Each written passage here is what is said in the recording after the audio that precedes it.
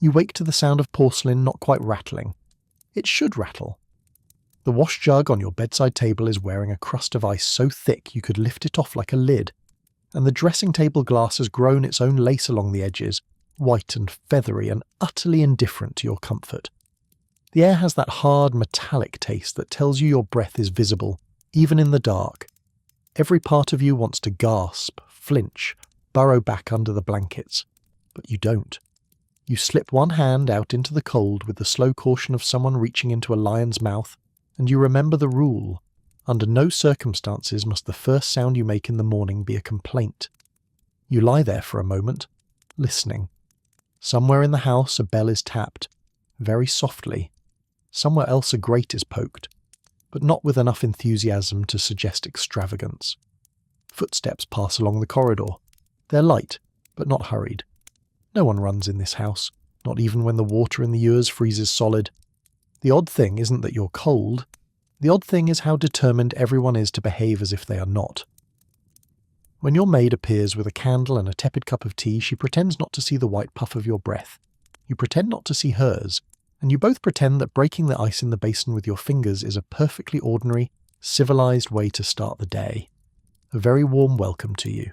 If you enjoy these calm, sleepy history stories, please consider liking the video and subscribing, but only if it genuinely helps you relax. And I would like to ask you to tell me in the comments where you're watching from and what time it is there right now.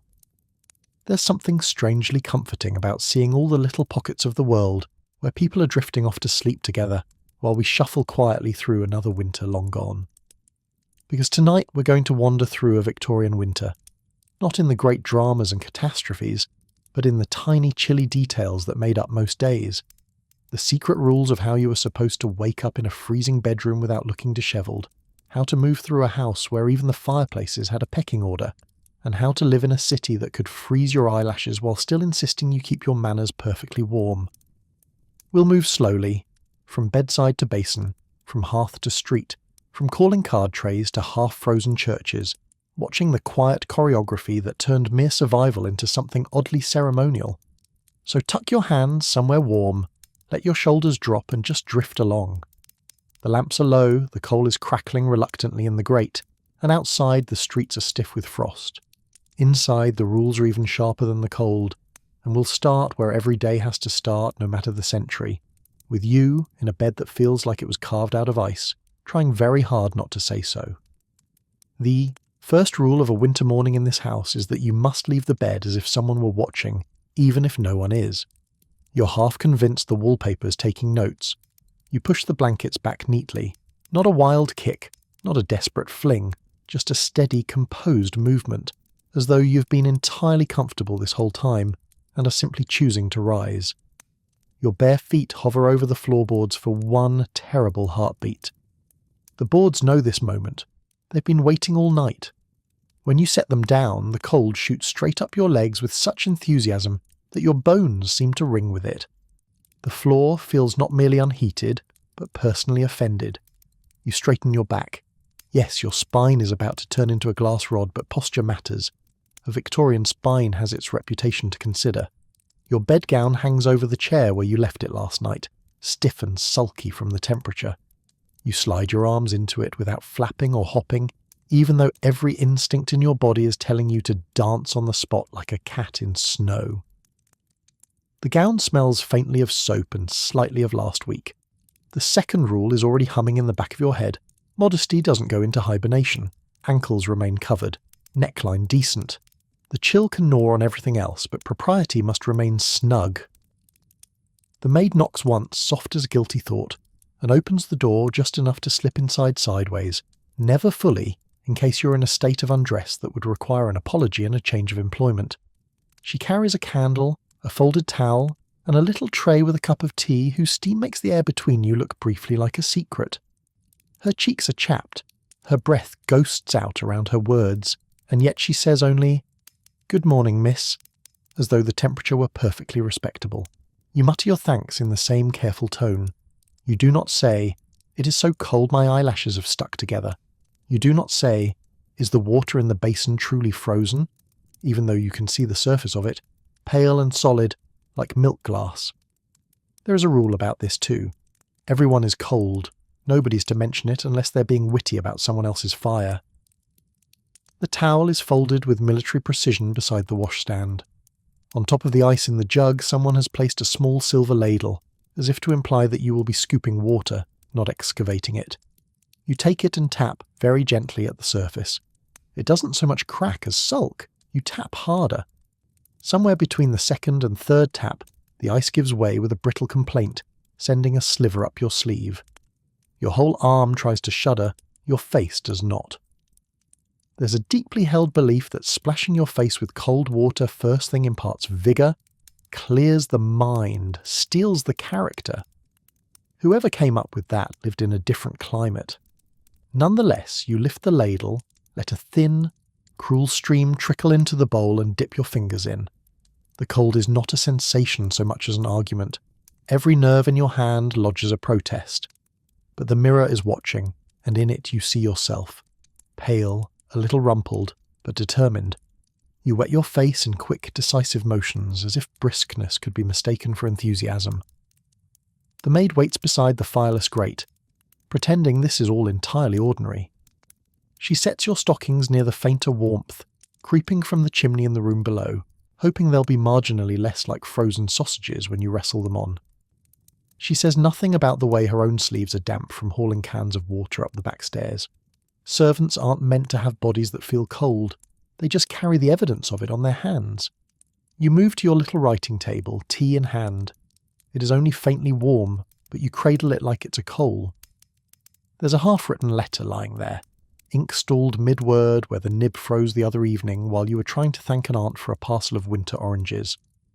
You pick up the pen now, flex your fingers to coax some life into them, and add a few more lines in neat, sloping script.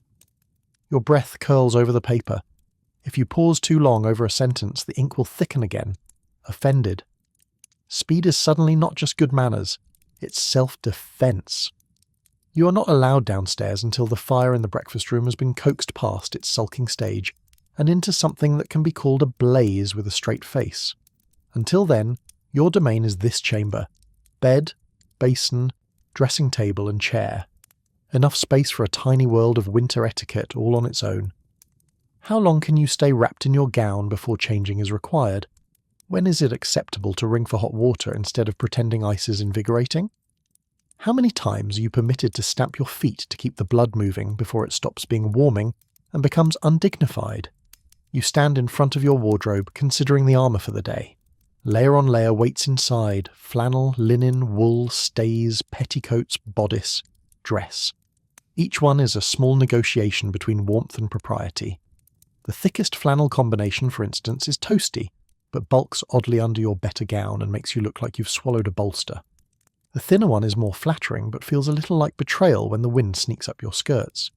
There is no rule book for this, only glances at other women's silhouettes and the sense that if you shiver visibly, it will reflect badly, not on the house, not on the coal, but on your self-control. The stays go on with the usual tugging and poking. They are not as tight as in summer. Even fashion must nod to the season's practicalities. Still, being compressed while trying not to chatter your teeth adds a certain edge to the morning. Your maid pulls the laces firm with the expertise of someone who has done this more often than she has eaten hot meals. You rest your hands lightly on the dressing table until the room settles into focus again. There is a kind of strength in this ritual. Also, a kind of absurdity. You wonder briefly what it would feel like to wear a thick jumper and be done with it. Then you remember that thick jumpers are for people who don't have calling cards. When you're finally dressed, stockings, underskirts, gown, woolen fichu, and that one shawl that signals sensible rather than spinsterish. You pause by the mirror once more. This is the inspection. Wrists covered, good. Neck modest, good. Hair pinned flat enough to suggest discipline, but not so tight you look like you might scold a bishop. If you look properly composed, no one will ask if you slept badly, even if you spent half the night listening to the wind whistling through the keyhole. Breakfast is announced by the bell, a brisk metallic ring that travels up the stairs like a command. You take one last sip of lukewarm tea, square your shoulders, and step out into the corridor. The boards out here are no warmer than the ones in your room, but you walk with the measured pace of someone strolling through a summer gallery. The point is not to be comfortable. The point is to look as though the weather and all its little torments have arrived strictly by your permission. There is a rhythm to the descent of the stairs in a household like this. Younger ones first, unless there are guests. Then everyone rearranges themselves in an invisible order that takes age, rank, and mysterious maternal calculations into account. You place your hand lightly on the banister, not clutching, simply resting, as if the wood were a choice, not a necessity. The banister, incidentally, is nearly as cold as the ice in your basin. You keep your fingers there anyway. Red knuckles are a small price to pay for looking like you are gliding and not simply trying not to skid. The breakfast room smells of porridge and coal smoke, not an inspiring combination, but reassuring in its own way. There is a fire, thank heaven, though it is more of a smoulder than a blaze. The chairs are arranged as they always are in winter, the eldest male nearest the hearth, then older ladies, then everyone else in dwindling circles of temperature. Your place is not by the fire. Your place is where the warmth reaches you only if the logs feel charitable. You sit, back straight, hands in your lap until it is time to handle anything that might be hot, sticky, or socially risky. When the porridge arrives, thick, grey, and just a little cooler than you'd like, you remember another rule. You may be as lukewarm about the food as you please in your heart, but your face must never suggest anything more than mild gratitude. The spoon feels cold in your hand. The first mouthful manages to be both scalding and chilly. It is a remarkable substance in that way. No one remarks on the cold in here, either. Your uncle comments on the frost on the window panes with philosophical interest, as if it were an artwork. Your aunt observes that her shawl is unnecessary, really, in this weather, and takes it off slowly without actually moving it more than an inch from her shoulders. Your cousin asks you to pass the jam, and you do so without letting the sleeve of your gown trail in anything, or your hand tremble on the way. These are the tests of the morning. Not Latin verbs or complicated sums, but whether you can act like your fingers are not tingling so fiercely that you're half afraid they'll drop off into the marmalade. At some point you sneeze. You try very hard not to. You feel it coming like a wave long before it breaks. The etiquette of sneezing at table in winter is clear. If it must happen, it should happen quietly, with a handkerchief, and preferably while you are turned very slightly away, as if charmed by something on the sideboard. You execute this reasonably well. No one says, "Bless you." This is not a household that encourages drawing attention to bodily functions. But you do see the tiniest tightening around your mother's eyes, the faintest, almost imperceptible tilt of your aunt's head, as if both are adding that sneeze to a private ledger. One sneeze is nothing. 3 in a row, and you may find yourself banned from the drawing room for a week, to rest, which is a euphemism for being invisible. When breakfast is finished, no clattering of cutlery, no scraping of chairs, just a collective lifting, a new round of etiquette begins. You stand when the right person stands, you leave the room in the correct little procession, you don't rush for the fire as you go, however loudly your toes may be begging. Someone will have the privilege of lingering in the warmest corner for a few minutes more. It will not be you today. You know this. You accept it. You glide back up the stairs, the same staircase that an hour ago felt like a path to execution, and now feels almost cozy by comparison. Back in your room, the air has warmed by a hair's breadth. The ice in the basin has begun to look less sure of itself. You can see the faint ghost of where the maid placed your stockings nearer to the chimney breast. Your letters are waiting. The day's small duties are waiting. So is the cold, patient as stone. But you have survived the first ordeal of the morning without a visible flinch, and that counts for something in this world. Because here, in this house, in this particular kind of winter, the secret rules all come down to the same quiet commandment. Whatever the weather does to your body, your manners must remain untouched. You can be freezing, stiff, sore, and drowsy. You can be nursing chilblains and a bruised shin from missing the chamber pot in the dark. You just absolutely must not let it show. Back in your room, the quiet settles around you like another layer of wool. It's the sort of quiet that has weight to it, padded, with ticking clocks and distant clatter. Coal being shifted, a bucket scraped along stone, a door shut carefully so that it doesn't slam and reveal someone's temper. The winter household is awake now, and you can feel it through the floorboards. Kind of low, shivering hum of activity. There's a small privilege that comes with these icy mornings, and it sits right there on your writing desk. The newspaper, folded with its corners aligned like a disciplined soldier. It arrived earlier under the arm of the footman, cold and slightly damp, smelling faintly of fog and horse. It is not strictly yours, but you are permitted to glance through it before it's ferried downstairs to more important eyes. The rule is that you do not crease it in any way that might suggest real engagement. Reading in detail is for men with waistcoats and opinions. You, officially, only let your eyes skim like a stone over a pond. Still, you unfold it carefully and let it spread over the desk. The ink is just dry enough not to smudge your gloves. Headlines talk about frost, of course. They always do at this time of year. There are sober notes about shortages, trouble on the railways, the occasional frozen river somewhere that isn't yours. But your favourite columns are the ones where someone in a warm office has done their best to turn the weather into a moral sermon. Frost is the great leveller, they say, forgetting completely that some people have more coal than others, and some people sleep with the window cracked on purpose. You're meant to read these pieces and nod gently, as if you, personally, are delighted by the opportunity for your character to be tested by ice in the water jug and a draft that can pick a lock.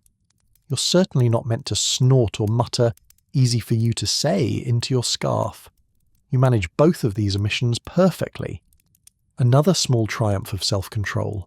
There's also etiquette about how long you can keep the paper in your room before releasing it to its fate. Keep it too long, and you look selfish. Send it back too quickly, and you look uninterested, which is worse. A young lady should be informed but not intense, so you give it the proper amount of respect. A page turned slowly, a brief frown at something about Parliament, a flicker of interest at a mention of a frost fair on some other river in some other year, when the ice was thick enough for people to sell gingerbread on it and fall in a respectable, historical way. The maid appears again, this time with a small scuttle of coal for the tiny grate that rarely does more than sulk in your bedroom. She kneels to add a grudging handful, her fingers blackened at the edges where the soot has bitten through the thin protection of her skin. You're not supposed to notice the state of her hands, in the same way she's not supposed to notice the fine stitching on your cuffs. You say, "Thank you, Emily," in a tone warm enough to show you remember her name, but cool enough to show you understand there's a line here that mustn't blur. She opens the grate with a clink and uses the poker in brisk, efficient motions. The little heap of coals shifts, brightens in the middle, then remembers itself and slumps. A reluctant orange eye opens at the centre.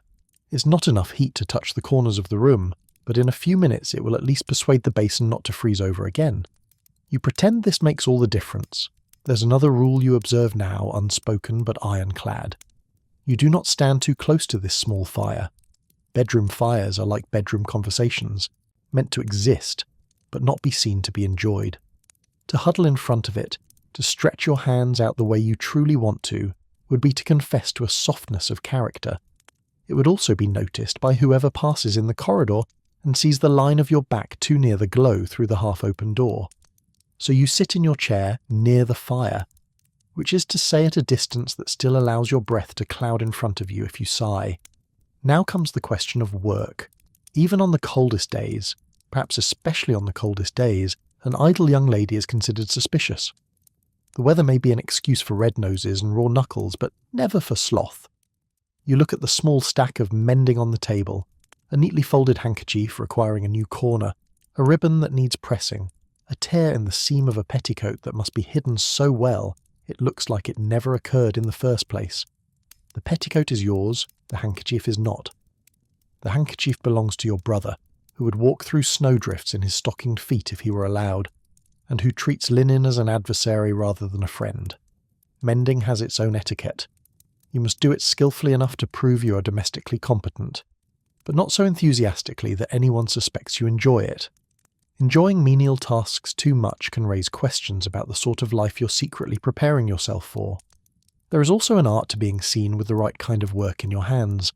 Embroidery in the drawing room, excellent. Heavy mending in public, borderline. Darning socks where a visitor might see you, utterly unthinkable. Socks in this house are like skeletons. Everyone has them. No one discusses their condition. You choose the handkerchief. It's respectful.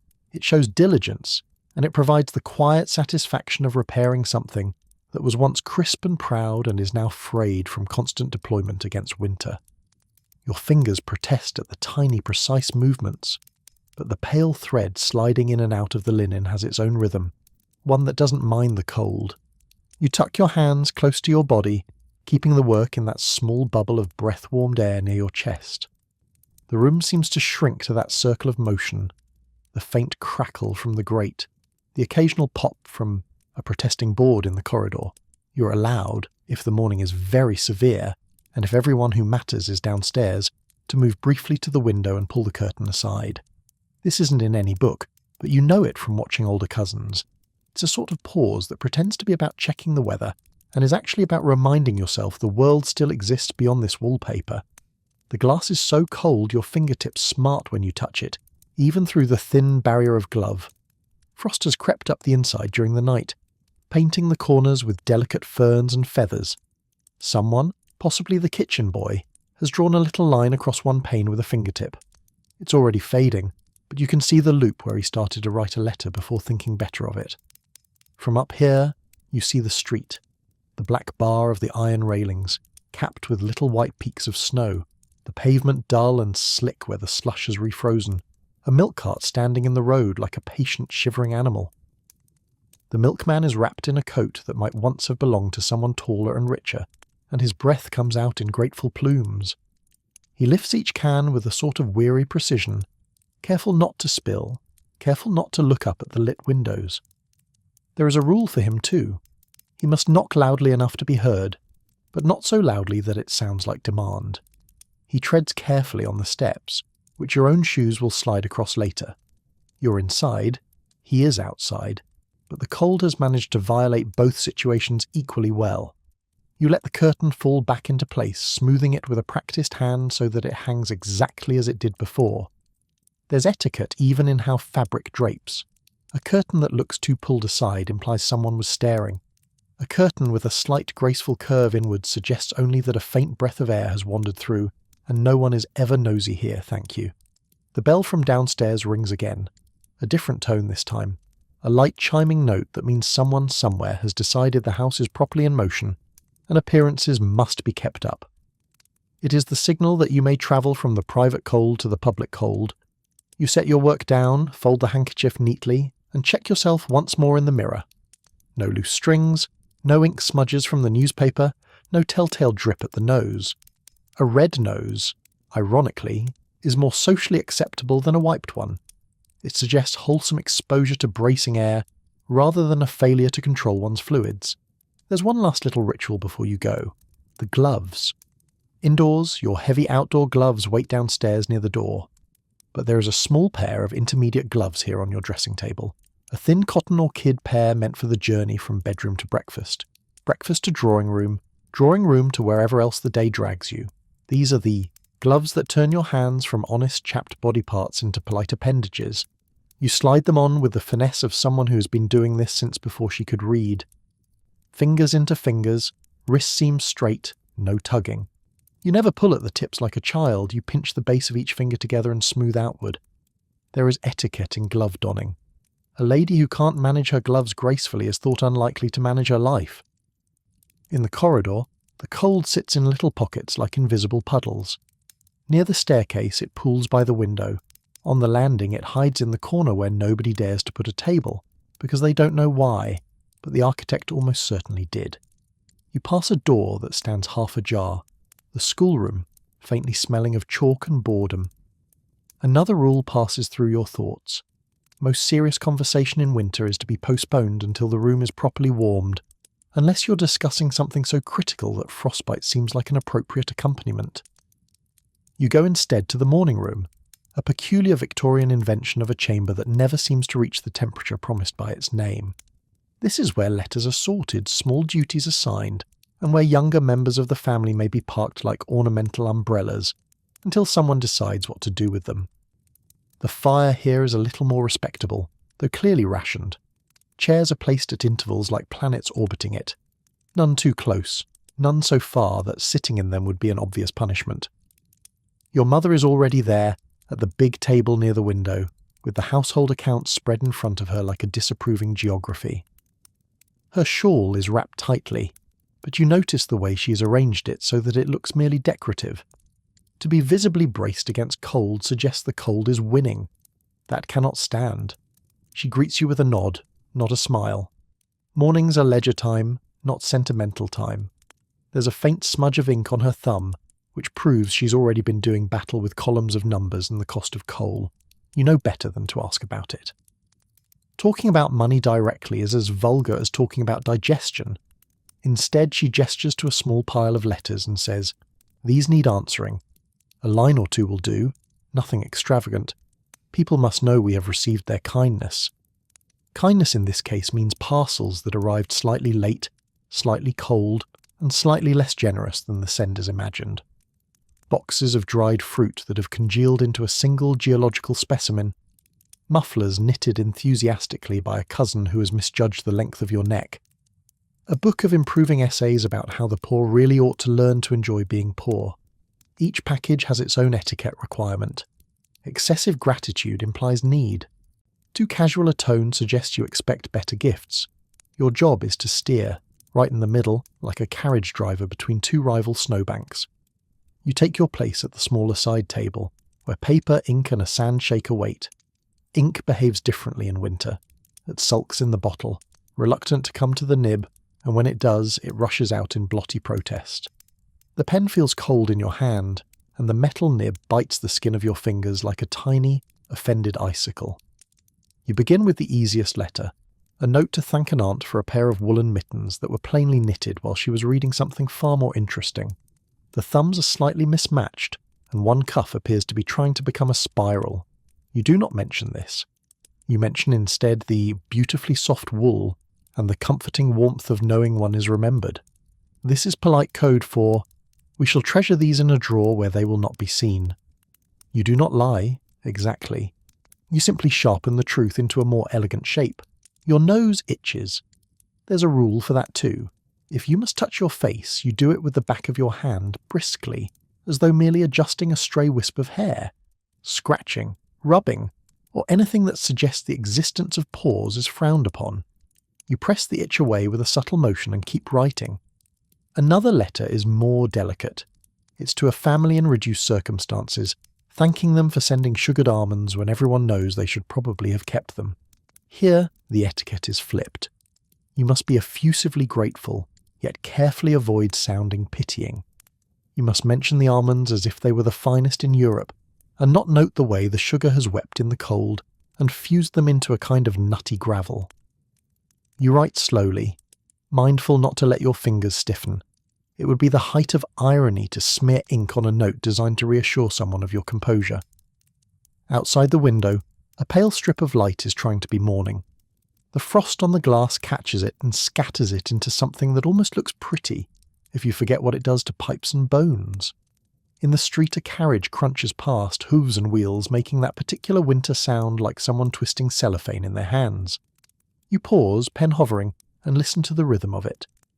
There is a comfort in recognizing sounds without seeing their source. You know the clatter of the coalman's cart, the lighter skip of the baker's boy, the solemn, reluctant roll of the doctor's gig. Each one means something different for the day. Today, so far, only the ordinary labour of an ordinary cold. There's one more letter, and this one has to be written just so. To a lady of your mother's acquaintance who has sent you her little book of winter maxims, self-published and self-satisfied. Its pages are filled with things like, "A well-bred person never allows the weather to affect their temper," and "Those who dwell on discomfort display a lack of moral fibre." You suspect she keeps a fire in every room and has never had ice in her wash jug in her life. Your reply must not reveal your suspicion. It must convey that you have read the book, absorbed its wisdom, and will henceforth be even more stoically unnatural in dealing with frost. You write, "Your reflections on the season have been most inspiring. I shall endeavour to greet each cold morning not as an affliction, but as an opportunity." You do not specify an opportunity for what. The reader may fill that in as they please. The ink has grown sluggish again. You warm the pen between your hands, blowing on your fingers very discreetly, as if merely admiring the nib. Your mother glances up at the motion, registers that it was done without fuss, and returns to her columns. The quiet approval is almost as warming as an extra log on the fire. Eventually the letters are written, sanded, shaken and laid aside to dry. You write the addresses as neatly as you can, despite your rebellious fingertips. There's a special sort of humiliation reserved for a young woman whose handwriting deteriorates in winter. It suggests lack of fortitude. Men are allowed to scrawl in all seasons. It implies they are terribly busy. You are meant to be legible, symmetrical, pleasantly proportional, regardless of the temperature. The footman appears in the doorway to collect the letters, tray in hand. His hair is still damp from some perfunctory washing, and the tips of his ears are bright pink. He inclines his head, waits until your mother gives the tiniest nod, and then steps forward. You place the letters on the tray one by one, not stacking them. Stacked letters look like clutter. You do not ask how cold it is outside. He does not complain about carrying other people's words through the wind. The door closes, the quiet returns. It's nearly time now to go down to the drawing room, that more formal arena where the cold and the rules fight their daily duel in front of the good furniture. You know, because the house has a kind of schedule in its bones. Coals here, tea there, curtains half open in this room and drawn in that. Before you leave, though, you have to make one decision that will shape the rest of your morning. Scarf or no scarf. A scarf indoors suggests fragility. A scarf removed too soon suggests showing off. A scarf worn in the drawing room where older relatives sit as if carved from oak suggests that you mistrust the fire's ability to perform. That would border on blasphemy. You compromise with a fichu, a little shawl that is decorative first and secretly practical second. It covers the gap at the top of your bodice where drafts like to aim. But its lace edging tells the world you're thinking of beauty, not survival. You gather your sewing, your composure, and the small smile that says you are ready to be seen. In the corridor, you can already feel a faint change in the air from the direction of the main staircase. The downstairs fires will have been lit long enough now to make a difference. A subtle one, but real. The house is rearranging itself for the day, shifting from its private, grumpy cold to its public, smiling cold. Doors will open that were closed, rugs will be adjusted a half-inch to the left so that no one trips or offends an eye.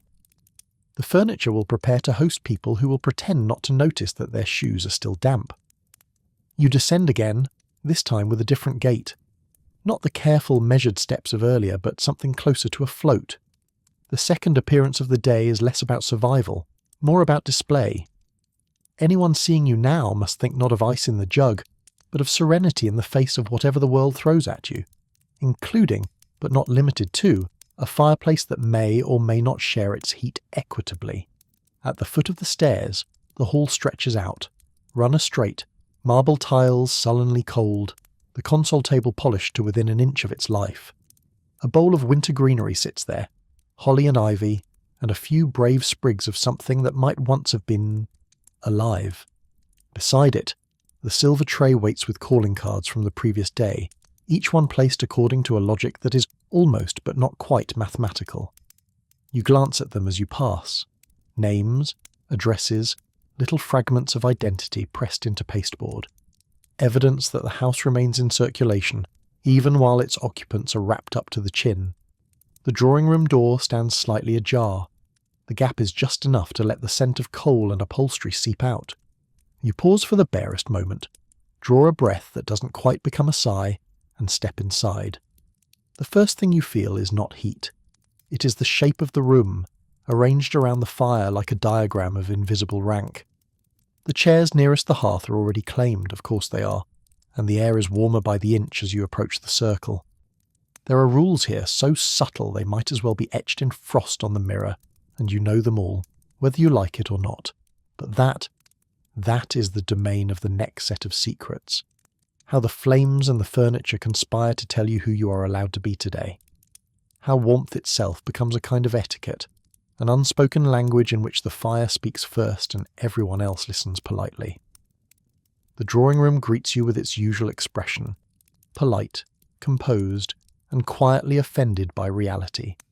The fire is going, which is something, but it has that particular look Victorian coal fires often have in the morning, like a person who has been woken from a nap and is still deciding whether to forgive you. There is red at the core and a faint halo of orange, but no real enthusiasm yet. It is the sort of blaze that can be described as cheerful, only by people seated directly in front of it. Those people are already there, closest to the grate, in the chair that might as well have a brass plaque on it, sits the oldest lady of the house. Her shawl is wrapped around her shoulders like a small woolly kingdom. On her lap rests a folded newspaper and a pair of spectacles that you know perfectly well she can see without. They are merely props. Everything about her posture says, without a word, "This is my spot and has been since before you were born, and possibly before the house itself." To her right, at a carefully judged angle, sits the most senior gentleman present. Not necessarily the oldest, but the one whose opinion about the temperature would cause the most trouble if ignored. One of his feet is extended just close enough to the fender to gather warmth. The other is drawn back so that no one can claim he's hogging the fire. He holds a cup of tea in such a way that his fingers might be warmed by it, without admitting that he is using it as a hand warmer. On the other side, where the warmth thins but still has enough presence to be a privilege, a chair stands empty. You don't even glance at it. You know whose place that is. It belongs to whichever parent or uncle returns first from outdoor errands, cheeks fresh with frost, ready to tell everyone else how bracing it is beyond the front door. That spot is reserved for someone who has done something allegedly useful. You, therefore, are heading for the perimeter. This is not news. As a younger member of the household, your place in the thermal geography of the room is firmly established.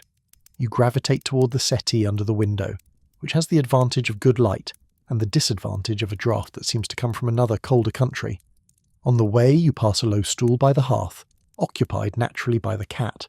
The cat who has done nothing for the household finances, nothing for the reputation of the family name, and nothing for anyone's laundry, is stretched like a smug fur rug on the exact point of maximum warmth.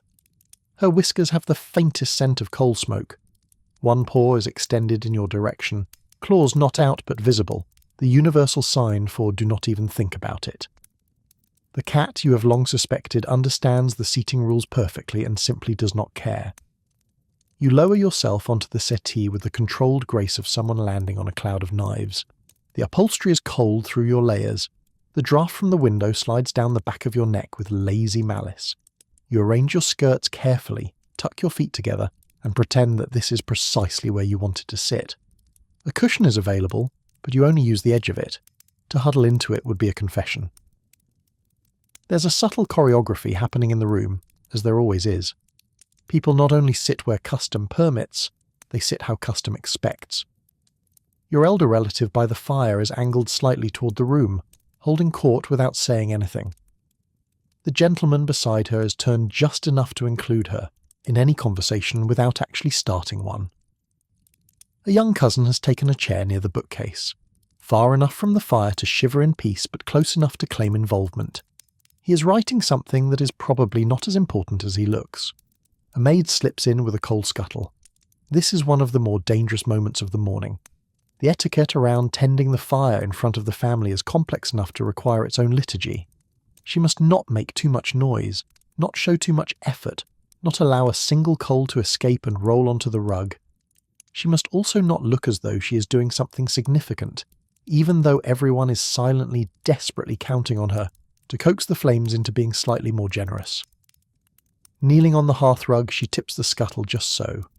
A small avalanche of coal descends. The fire flares, then sulks, then remembers its role. She prods it gently with the poker, as if it were an easily offended relation. A small cough escapes her, a genuine one dragged out of her by smoke and cold air. No one remarks on it. To acknowledge that a servant has lungs is considered almost as intimate as acknowledging they have dreams. She withdraws as quietly as she came, carrying the scuttle by its handle, knuckles whitening slightly under the weight. The door closes behind her with a soft click. Instantly, everyone in the room relaxes a fraction. The flames are brighter now. The air around the hearth is beginning to move from symbolic warmth to the kind that might actually reach skin. No one changes seats, not yet. There is etiquette for that too. You cannot leap up and claim a warmer place the moment the fire improves, however much your toes curl in anticipation. That would look greedy and disloyal to your chosen chair. It's an odd rule, but a firm one. The more you appear not to care about comfort, the more credit you receive if comfort accidentally wanders in your direction. You pick up the small piece of work you've brought, a strip of embroidery in winter colours, muted greens and reds. Nothing so gaudy as to suggest you're enjoying yourself. Your fingers complain the moment they resume their positions, thread and needle biting cold into them. But the sight of your hands moving neatly near your lap sends the correct signal. You're industrious, composed, pleasantly occupied. People who feel the cold too keenly cannot be trusted to concentrate on small stitches. Across the room, your younger brother is doing something that only boys and oblivious people dare to do. He is edging his chair forward in tiny increments. Every time someone looks away, he moves it half an inch closer to the fire. The chair's front legs have already passed an invisible line on the carpet that everyone over the age of 20 can see perfectly clearly. No one has remarked yet, but they will. Sure enough, after a few more inches, your mother clears her throat. Not loudly, not sharply, just in a particular, practiced rhythm. The cough that means, that's quite enough. His chair stops, his ears redden. The room's thermal order is restored. Sometimes, rarely, the hierarchy around the fire shifts. You remember one such winter afternoon, when a grandfatherly figure of the house stood up to fetch more tea. His chair, remained empty for a full 10 seconds. It was astonishing. It was like seeing a crown rolling unattended across the floor.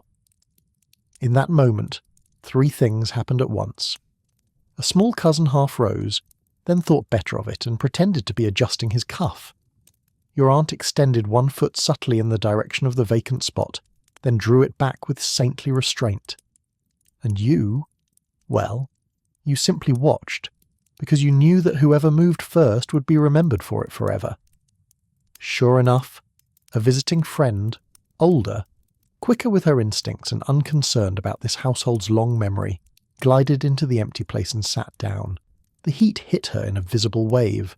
She smiled. The conversation continued without a ripple, but you could feel, as could everyone else, that a small scandal had just taken place.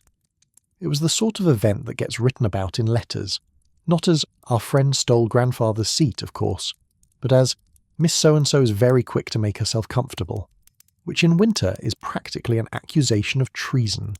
Today no such incident occurs. The people who could cause trouble are staying put. The people who might dare do not have the rank. The cat has shed exactly 3 hairs, all of which have drifted toward the fender. You remain in your draughty place and try not to imagine what it would feel like to stand so close to the fire that your stockings steamed. There is, however, a small mercy. Someone has placed a footstool halfway between you and the hearth. It is unclaimed. Footstools, unlike chairs, are considered flexible territory, provided they are reached with an air of absent-mindedness rather than conquest. If you were to slide it a little nearer your feet, just a little, no one could call you forward. They could only remark on how neatly you are tucking your toes away from the cold floor. You consider this. The idea of having some barrier between your ankles and the creeping chill is almost intoxicating, but you must approach it correctly. First, a pause. You finish the leaf you're stitching, you knot the thread, you glance casually around the room, as if simply stretching your neck. Then, as you set your work aside, your foot moves, just a fraction, just enough to nudge the stool toward you, as though it happened by accident. Another nudge later will complete the journey. You will end up with your feet perched demurely on its edge, closer to the hearth's generous radius, without ever having appeared to seek it. This is the sort of tiny manoeuvre that winter life is full of. Firelight politics, conducted in inches and glances. While the family murmurs about the day, someone mentions the market, someone else the post, someone else the rumour of frozen pipes in a neighbour's house. The conversation does its best to ignore the fact that the warmth in the room is an uneven blessing. The person nearest the grate occasionally shifts their feet very slightly away, pretending they are too warm, that they are protecting everyone else. This is magnanimous theatre. They will not actually surrender their place unless they feel very noble or very faint. Of course, the fire is only one part of the winter etiquette of warmth. There is also the matter of what you wear around it. Dress in too many layers, and you look like a bundle of unshaped wool. Dress in too few, and you look reckless, or worse, suggestive. Somewhere between is the narrow path of respectability, enough fabric to insulate, not so much as to imply desperation. Later in the morning, you're summoned upstairs to the dressing room for the daily ritual of adjusting your armour. The drawing room fire may be a privilege, but the dressing room fire is mere necessity, and it shows. It is a grudging thing in a small grate, spitting occasionally, sulking more often than not. It smells faintly of damp because someone has burned coal that was not stored properly. Coal has its own etiquette too, and you're learning that no one follows it perfectly. In the centre of the dressing room stands an imposing construction of wood and hooks and mirrors. The dressing stand, which will now host the slow assembly of your winter self. Laid out on a nearby chair are the layers you will add to the ones you already wear. A warmer bodice, a heavier overskirt, a mantle that says, "I am not poor, but I have heard of prudence." Your maid hovers, straight-backed and expressionless, holding the first of these, a flannel petticoat with a hem a little too thick to be truly elegant, but just thin enough for your more fashion-conscious relatives to pretend it's entirely discreet. She helps you into it as if this were the coronation robe of some minor duchess. There's a rule here too. You do not complain that the flannel itches, or that it catches on your stockings, or that you feel like an onion layered to the point of absurdity. You simply breathe in, adjust to the new weight of yourself, and lift your arms for the next piece. The stays are already on, of course. They were pulled tighter than usual today.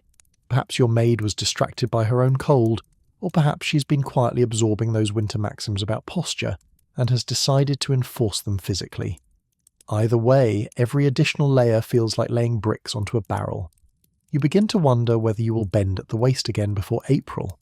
The mantle is a handsome dark wool, with a collar that can be turned up in the street and turned down indoors to indicate you are not, in fact, living in permanent defence against the elements. It fastens with a series of small buttons that must be done up in precisely the right order and undone in precisely the right order, or the whole garment will look crooked. Your maid works from top to bottom, nimble despite the cold, while you hold yourself still as marble. There's conversation you could have here, light remarks about the weather, the neighbours, the new fashion plates she's heard about from other maids, but winter etiquette has a rule for that as well. Servants' chatter is more permissible in the afternoons, when the worst of the day's work is done. Morning dressing is a serious affair. You both inhabit a silence that is not unfriendly, but heavily upholstered in caution. Gloves are inspected next.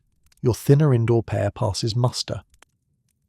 The heavier outdoor pair, lined in fur that has seen better days, is turned over critically. The right thumb shows a faint thinning at the tip.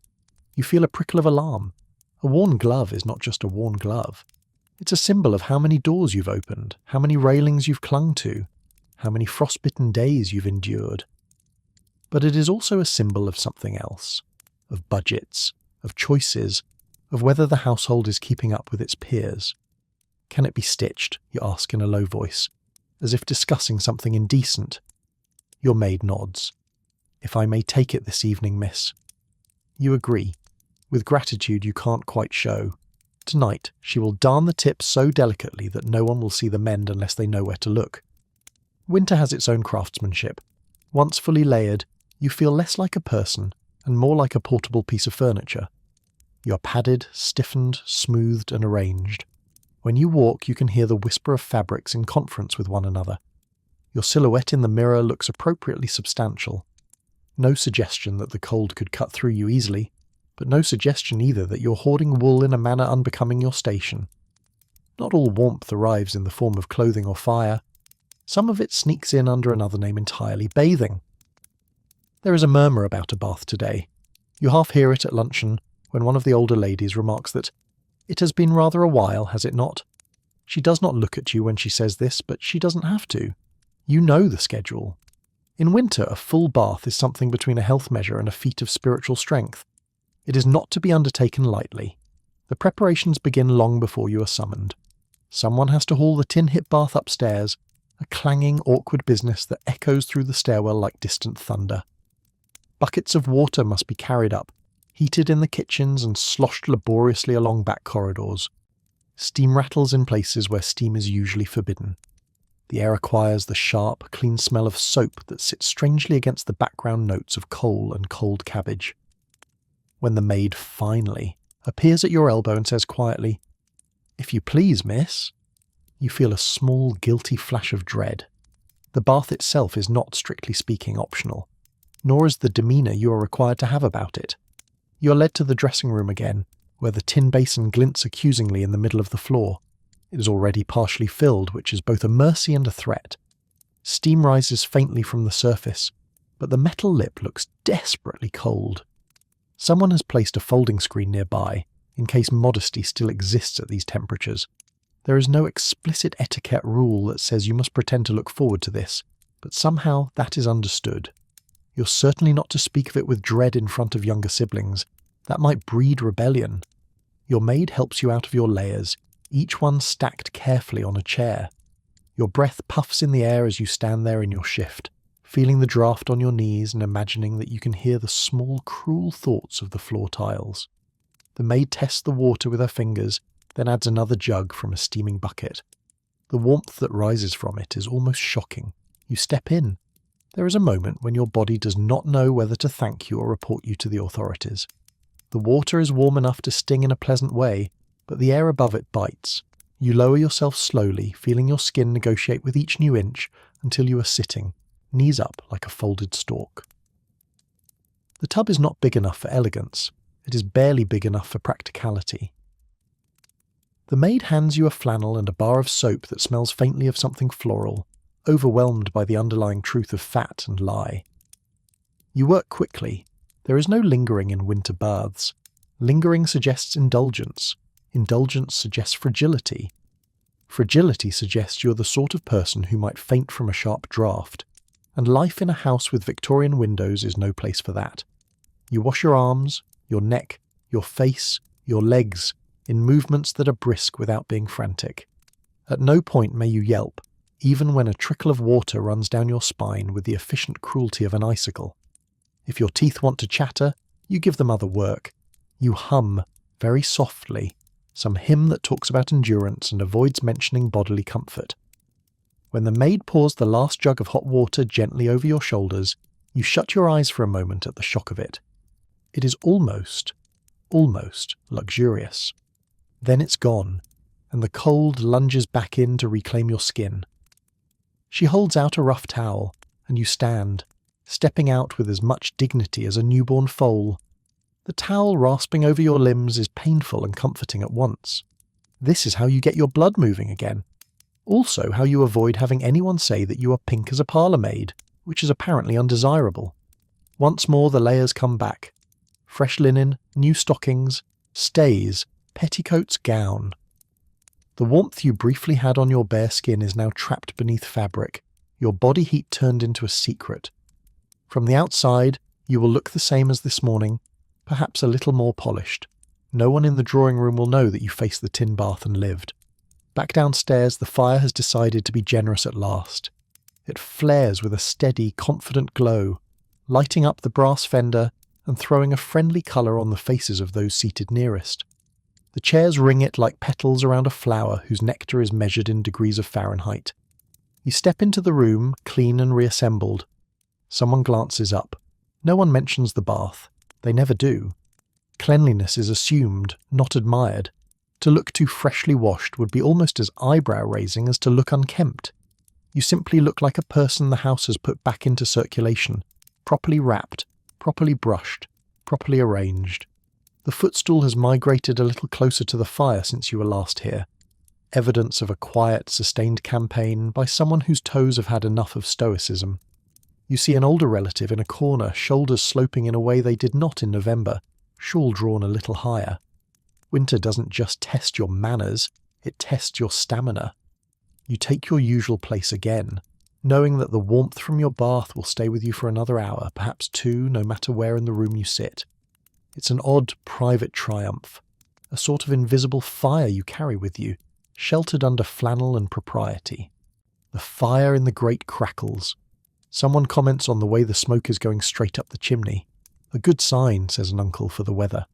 Someone else wonders whether the river will freeze. A third confides they hope it doesn't. Cold is picturesque only until the pipes burst. And you, settled with your sewing and your recently scrubbed hands, feel something like understanding. The secret rules around warmth in this winter world are not just about who sits where or who wears what. They are a kind of language everyone speaks without admitting it.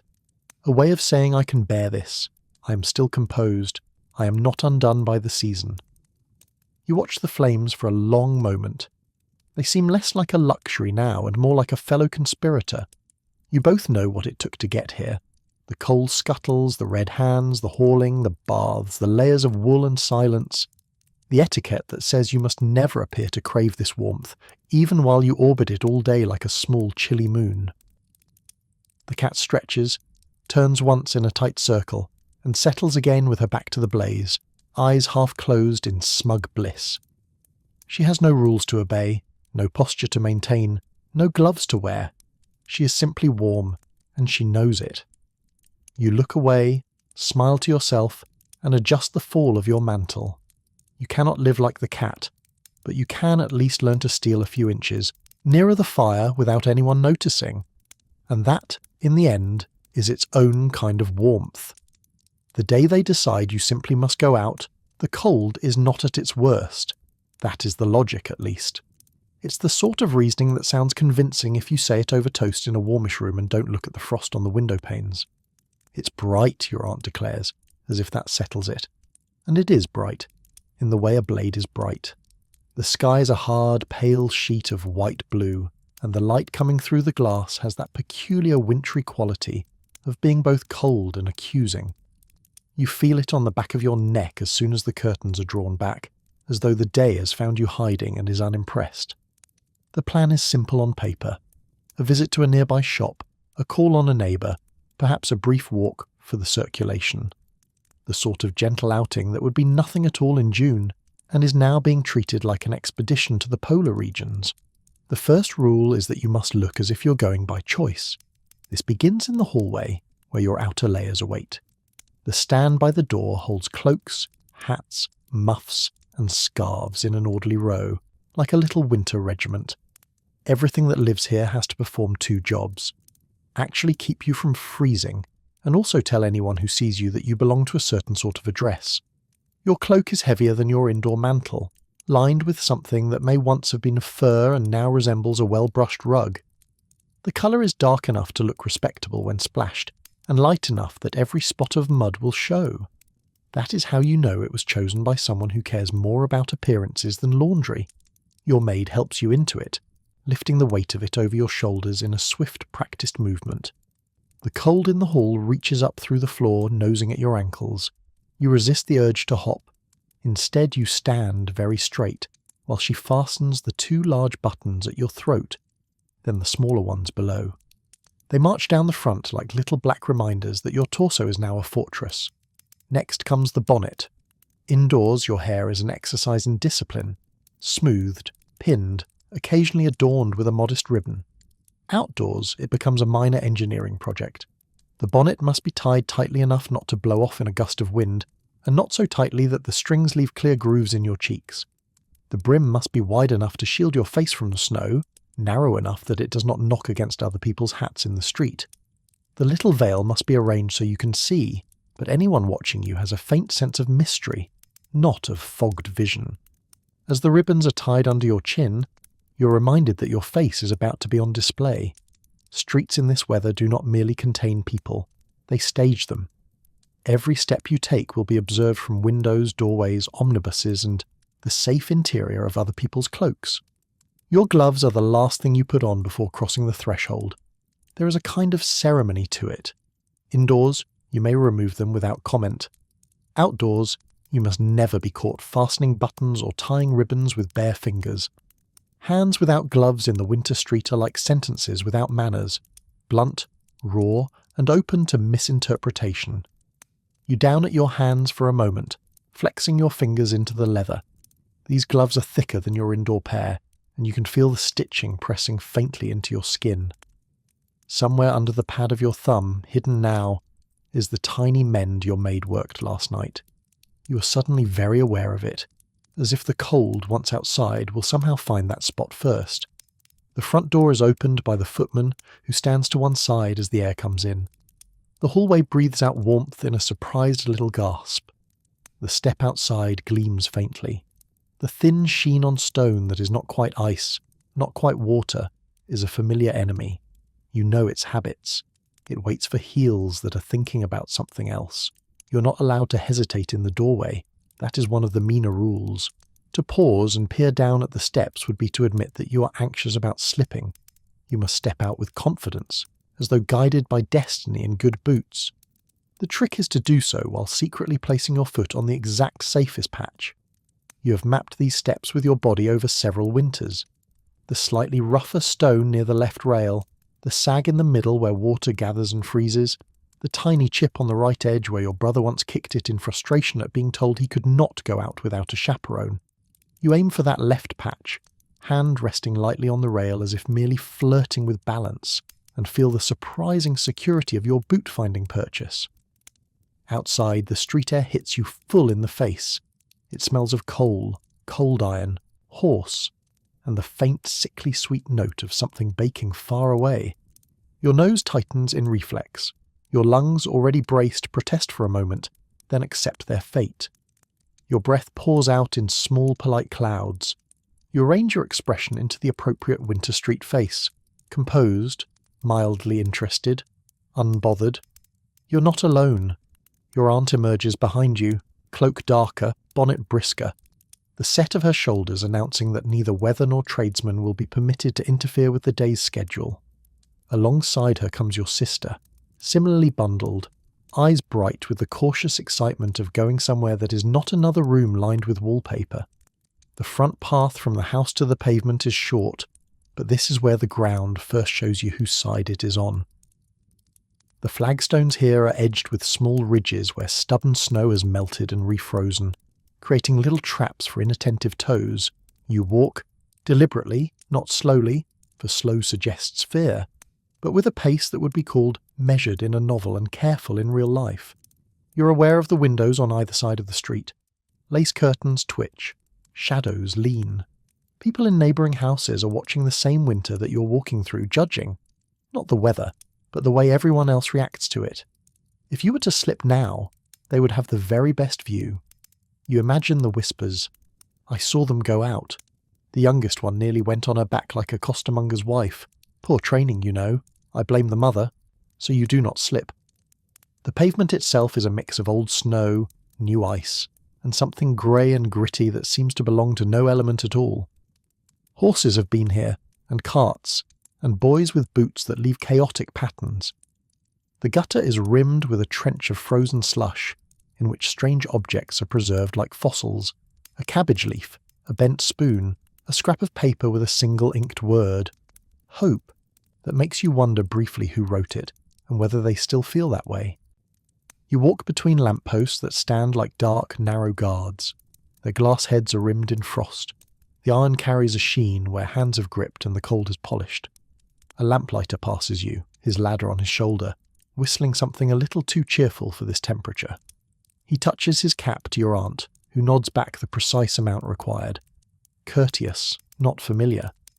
His breath swirls around his face, and as he moves past, you catch the smell of cold metal and oil. Your aunt sets the pace. It is brisk enough to prevent anyone from thinking she is frail, slow enough that no one has to hurry and risk an undignified slide. She walks slightly ahead, so that she's the first to encounter any patches of treachery. She will not say, careful, but you watch where her feet go and copy accordingly. The etiquette of the winter street is a different dialect of the same language you speak indoors. Here, the rules are about direction, distance, and how much of your body you allow to admit effort. Chin not too tucked. That suggests misery, but not too high, lest snow blow straight onto your face. Eyes forward, but occasionally glancing at shop windows, as if the weather were merely an incidental backdrop to your interest in millinery. Steps even. No sudden gestures. If you must adjust your scarf or bonnet ribbons, do it near a wall, out of the main flow of people, so that no one is forced to dodge around you and curse inwardly. A boy runs past, scarf trailing, boots slapping loudly on the stones. He darts into the street with the carelessness of the young and male. This wouldn't be remarkable, except that his boot skids, his arms pinwheel, and for a moment he's a chaotic arrangement of limbs and flapping cloth. He recovers just finding his balance with the improbable grace of someone who has done this before and survived. Two men near a doorway chuckle, but no one scolds him properly. Boys are allowed to look foolish. It is practically part of their uniform. If a girl did that, she would hear about it for years. At the corner, the wind shifts and slides neatly down the street like a knife. It slips in under cloaks, finds the gap where glove meets sleeve, tastes the inside of your cuff with cruel curiosity. Your fingers tighten in response, but your shoulders must not hunch. You are a person, not a wary bird. You are approaching the first real hazard now, the crossing. The street is cut by a river of churned slush, where carts and carriages have passed. The gutter is a stripe of frozen mud lined with jagged ice. The crossing stones, larger, slightly raised, are meant to give you a dry path, but in winter they become slick islands in a filthy sea. There is an entire etiquette around how you cross them, and how you pretend not to mind. In finer parts of town and in novels, there are gallant men who appear at the exact right moment to offer a hand, rescuing a lady from the indignity of either standing and shivering too long on the curb or attempting the crossing alone. In reality, such men are often occupied with not ruining their own boots. Your aunt pauses at the edge of the crossing, only for a moment, enough to register the state of it, not enough to look indecisive. A carriage wheels through the far end, sending a splash of grey water up into the air. It falls just short of the stone where you'll step. The world, for once, shows a little restraint. "Left stones," your aunt murmurs, almost under her breath. It is not advice, not really, just an observation. But you and your sister take it as a command. The left stones have better grit today. A boot print there suggests someone else has tested them and lived. You step out.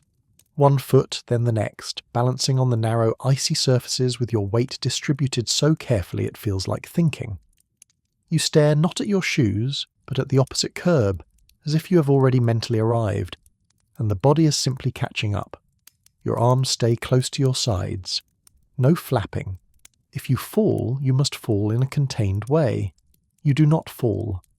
On the far side, your boot scrapes the safety of the pavement. Your heart has been holding its breath. It lets it out again. You do not look back at the slush. You do not inspect your hem. To check immediately would be to admit you care. You will discover later, in the privacy of your room, whether any disaster has occurred at ankle level. Traffic in the street is heavier here. An omnibus rattles past, horses tossing their heads, breath streaming from their nostrils. The top is crowded with figures wrapped in every colour of shawl and coat, all of them huddled in a way that would look comical if it weren't such a sensible response to the altitude.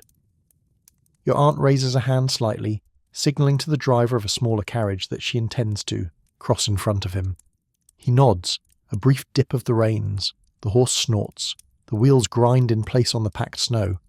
Everything in this simple exchange has its own rule. The angle of the hand, the degree of the nod, the timing. Too hesitant, and you will be jostled and splashed with impunity. Too bold, and you will be that woman, the one people point out as having very decided manners, which is code for something far less flattering. You reach the shops. They huddle along the street with their windows full of carefully arranged displays. Even winter cannot be allowed to interrupt commerce, though it certainly tries. The glass is fogged from inside, rime gathering in the corners. Behind it, goods are stacked in tempting order. Bright ribbons, jars of sweets, shoes that look far too clean to ever meet this pavement. Your aunt has decided the first stop will be the draper's. Fabric is one of the few things that can cheer her in this weather. It is also one of the few things that still suggests possibility when everything else is frozen. Inside, the air is marginally warmer. It smells of wool, dye, and people who have only just stopped shivering. You remove your outermost scarf, but not your cloak. To sit in a draper's shop without your cloak is to admit that you might be there long enough to enjoy yourself. You're only here on business, of course. The etiquette indoors is different, but no less precise. You must greet the shopkeeper with polite recognition, not effusion. He must greet your aunt by name. It is his job to remember, and a failure to do so would be an insult. He does remember. He also remembers the state of your family's account, and his smile contains this awareness. Bolts of cloth are brought out for inspection. Your aunt fingers a sturdy wool, tutting faintly at the price. The discussion about the fabric's virtues and flaws is conducted entirely in code. It's a good weight, she says, which means it is expensive enough to be respectable. It may wear at the seams if used every day, he replies, which means if you can't afford to replace it soon, you might consider something cheaper. It will do, she decides, which means, in this case, we will take exactly as much as we must and no more. While this quiet negotiation takes place, you and your sister stand slightly back, gloved hands resting on a high counter. You do not lean. Leaning implies fatigue. You do not fiddle with anything. Loose fingers are curious fingers, and curious fingers might touch something that cannot be afforded. Other customers drift in and out. A woman in a shawl that has seen better winters, accompanied by a girl with no bonnet. Your aunt notices this and pretends not to. You've been raised to understand that noticing is acceptable. Letting your face show it is not. The street beyond the glass is still in motion. You catch glimpses of people passing. A delivery boy with an armful of parcels, his boots too thin, for this season. A gentleman with his coat collar turned up and his hat pulled down so far he might be anyone. A sweep of black skirt as someone hurries past, late for something. Each of them is having their own conversation with the cold, their own private argument between necessity and dignity. From the drapers, you proceed to the grocers, where winter makes itself felt in an entirely different way. The baskets in front that held peaches and berries in summer now hold roots and cabbages, hardy things that look unimpressed by frost. The apples are wrinkled, the oranges sharp, with a smell that feels almost indecently bright in this grey light. Inside, your aunt orders tea with the seriousness of someone negotiating a treaty.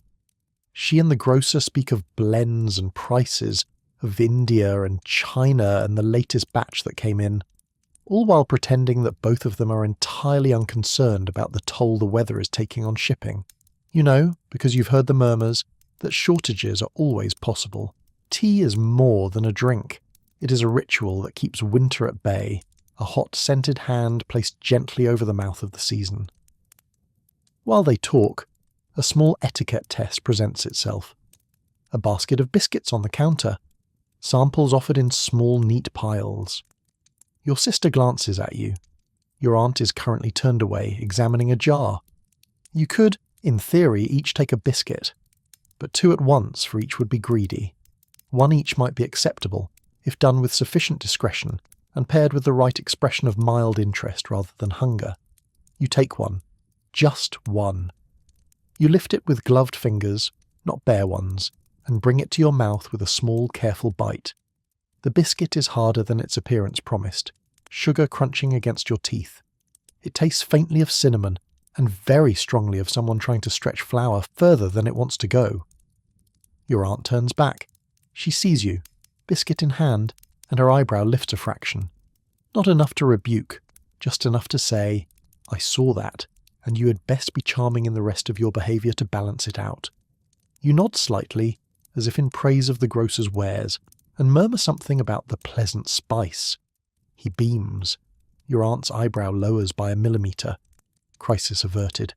From the grocer's there is the visit to the neighbour, a brief formal call that has become necessary because too much time has passed without one, and winter is no excuse for letting acquaintance go stale. The neighbour's house is close enough to walk to. Taking a carriage would be ostentatious and a little absurd over such a distance. On the way, you pass an omnibus stop where a small crowd is gathered. It's a study in winter stoicism. People stand in a loose cluster, close enough to borrow each other's heat without acknowledging it. A woman in a faded shawl rubs her hands together inside a muff that has lost most of its stuffing. A man lifts his hat to cough discreetly into the crook of his arm. A child shifts from foot to foot, stamping very gently as if trying to pretend it's just impatience. The omnibus arrives with a rumble and a hiss of breath from the horses. People surge toward it none too politely, because while there are rules, there is also the reality that sitting inside, even in the jostle and fogged windows, is better than being left to wait for the next one in this air. You watch the small, desperate choreography of boarding. Who gets a seat? Who must stand? Who pretends not to mind being pressed between two strangers? There is etiquette inside those omnibuses too, you know. No loud conversation, no obvious discomfort, no open complaints about someone else's damp coat.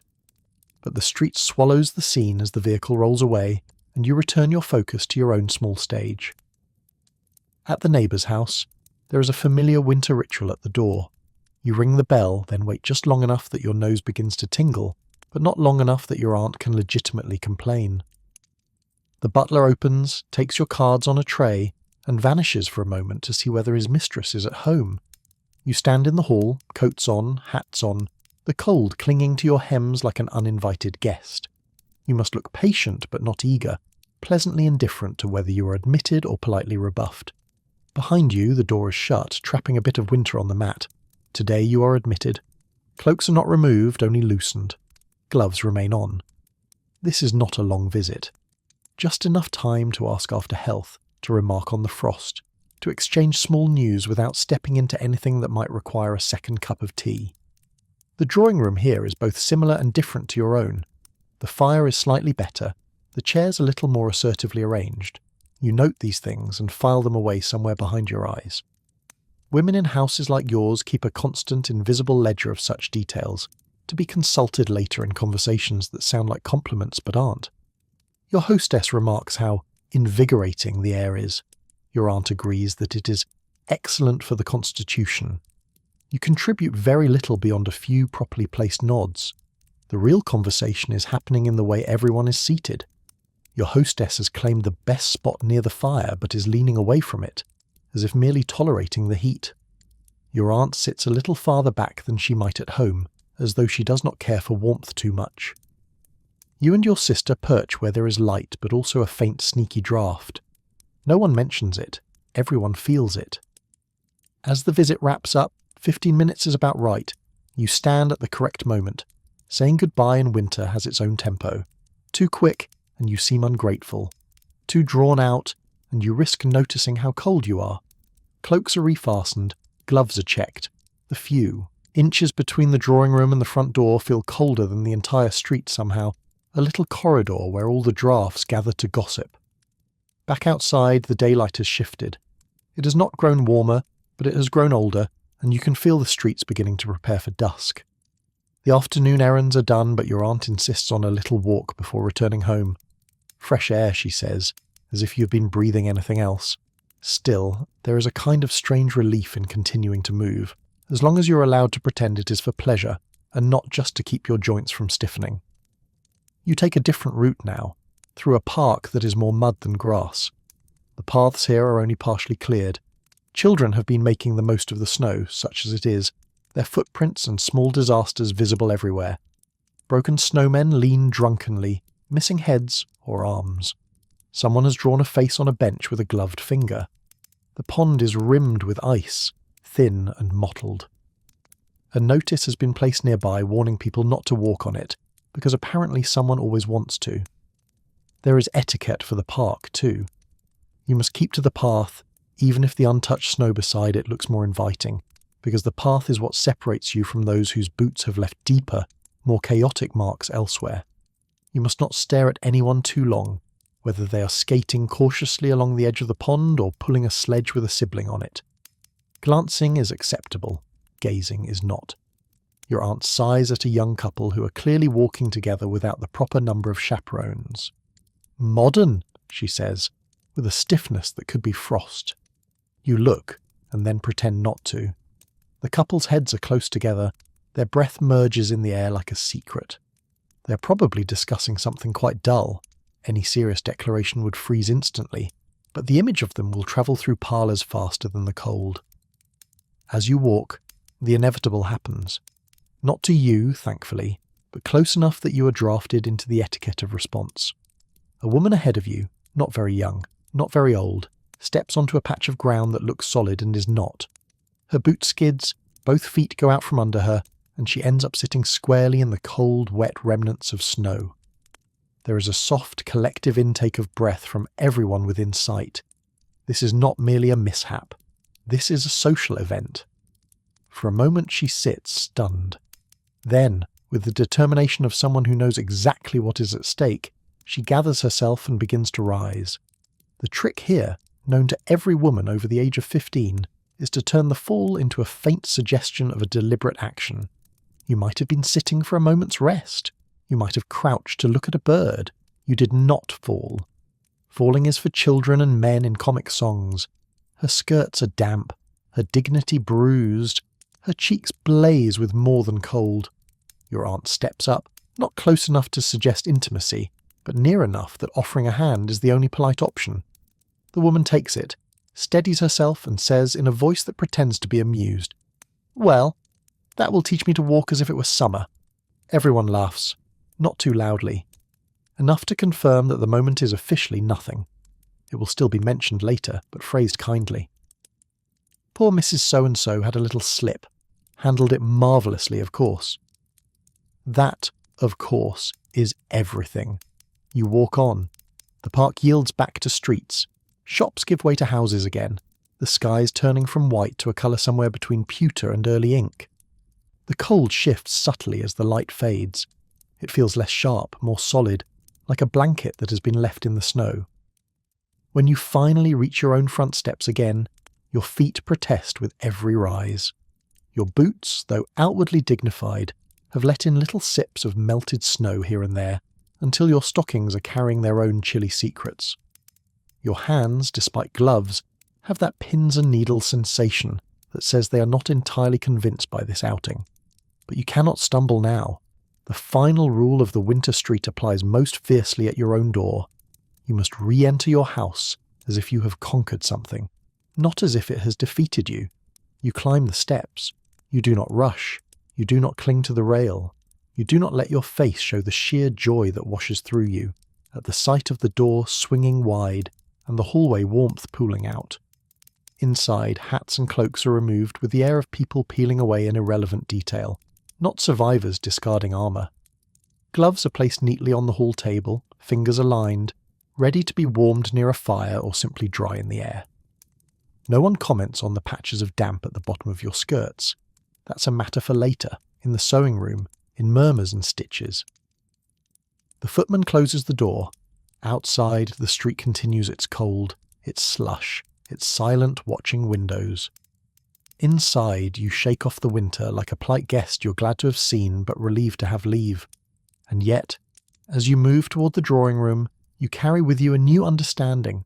The rules out there, the measured step, the careful crossing, the controlled fall, the way your face must remain calm while your feet battle invisible ice, are just another version of what you practice indoors. In the street, as in the parlour, you're always balancing on something slick and unpredictable. Other people's opinions, your own pride, the constant possibility of humiliation. Winter simply makes it more literal. Every path is a test. Every crossing is a chance to display either grace or panic. Every patch of slush is a question. Can you get through this without showing how hard it is? Today at least you have. You walked, you crossed, you nodded. You pretended the cold was invigorating, you did not fall. And if your toes are still thawing in your boots and your fingers are only just shaking back into life, well, those are details for you alone. Everyone else only needs to see that you handled the winter street with the same quiet etiquette you bring to the breakfast table. You survived out there without letting it show, which, in this world, is the whole point. You only ever really notice the servants' winter when something goes wrong. Most days their cold lives run underneath yours like the pipes in the walls, heard in little bursts felt as faint vibrations but never meant to be seen. A clatter below the floorboards at dawn, a cough behind a closed door, the sound of water being dragged from one end of the house to the other in heavy sloshing buckets. All the noisy, shivering proof that warmth has to come from somewhere. You are taught, without anyone ever saying it aloud, that good households are like good stage plays. The audience should see the scene and the actors, but never the stagehands hauling ropes, changing scenery, patching the gaps with a quiet, invisible urgency. In winter, those stagehands are cold. You're not meant to notice. Still, the cold finds ways to show itself. It begins one morning with a smell. Not just coal. Coal is always there. A background note you barely register anymore, like the ticking of clocks. This smell is sharper, sootier, edged with something bitter. It creeps under your bedroom door while you're still coaxing yourself out of bed, thinking more of icy water and stiff linen than of structural disasters. You hear footsteps in the corridor, brisker than usual, a murmur of voices. Someone says, "Again?" in a tone that's trying very hard not to be a complaint. When your maid taps at the door with her usual soft knock, her eyes are a little wider than normal. "There's a bit of trouble with the parlour chimney, miss," she says, setting down the tea. "You're wanted for breakfast in the morning room instead."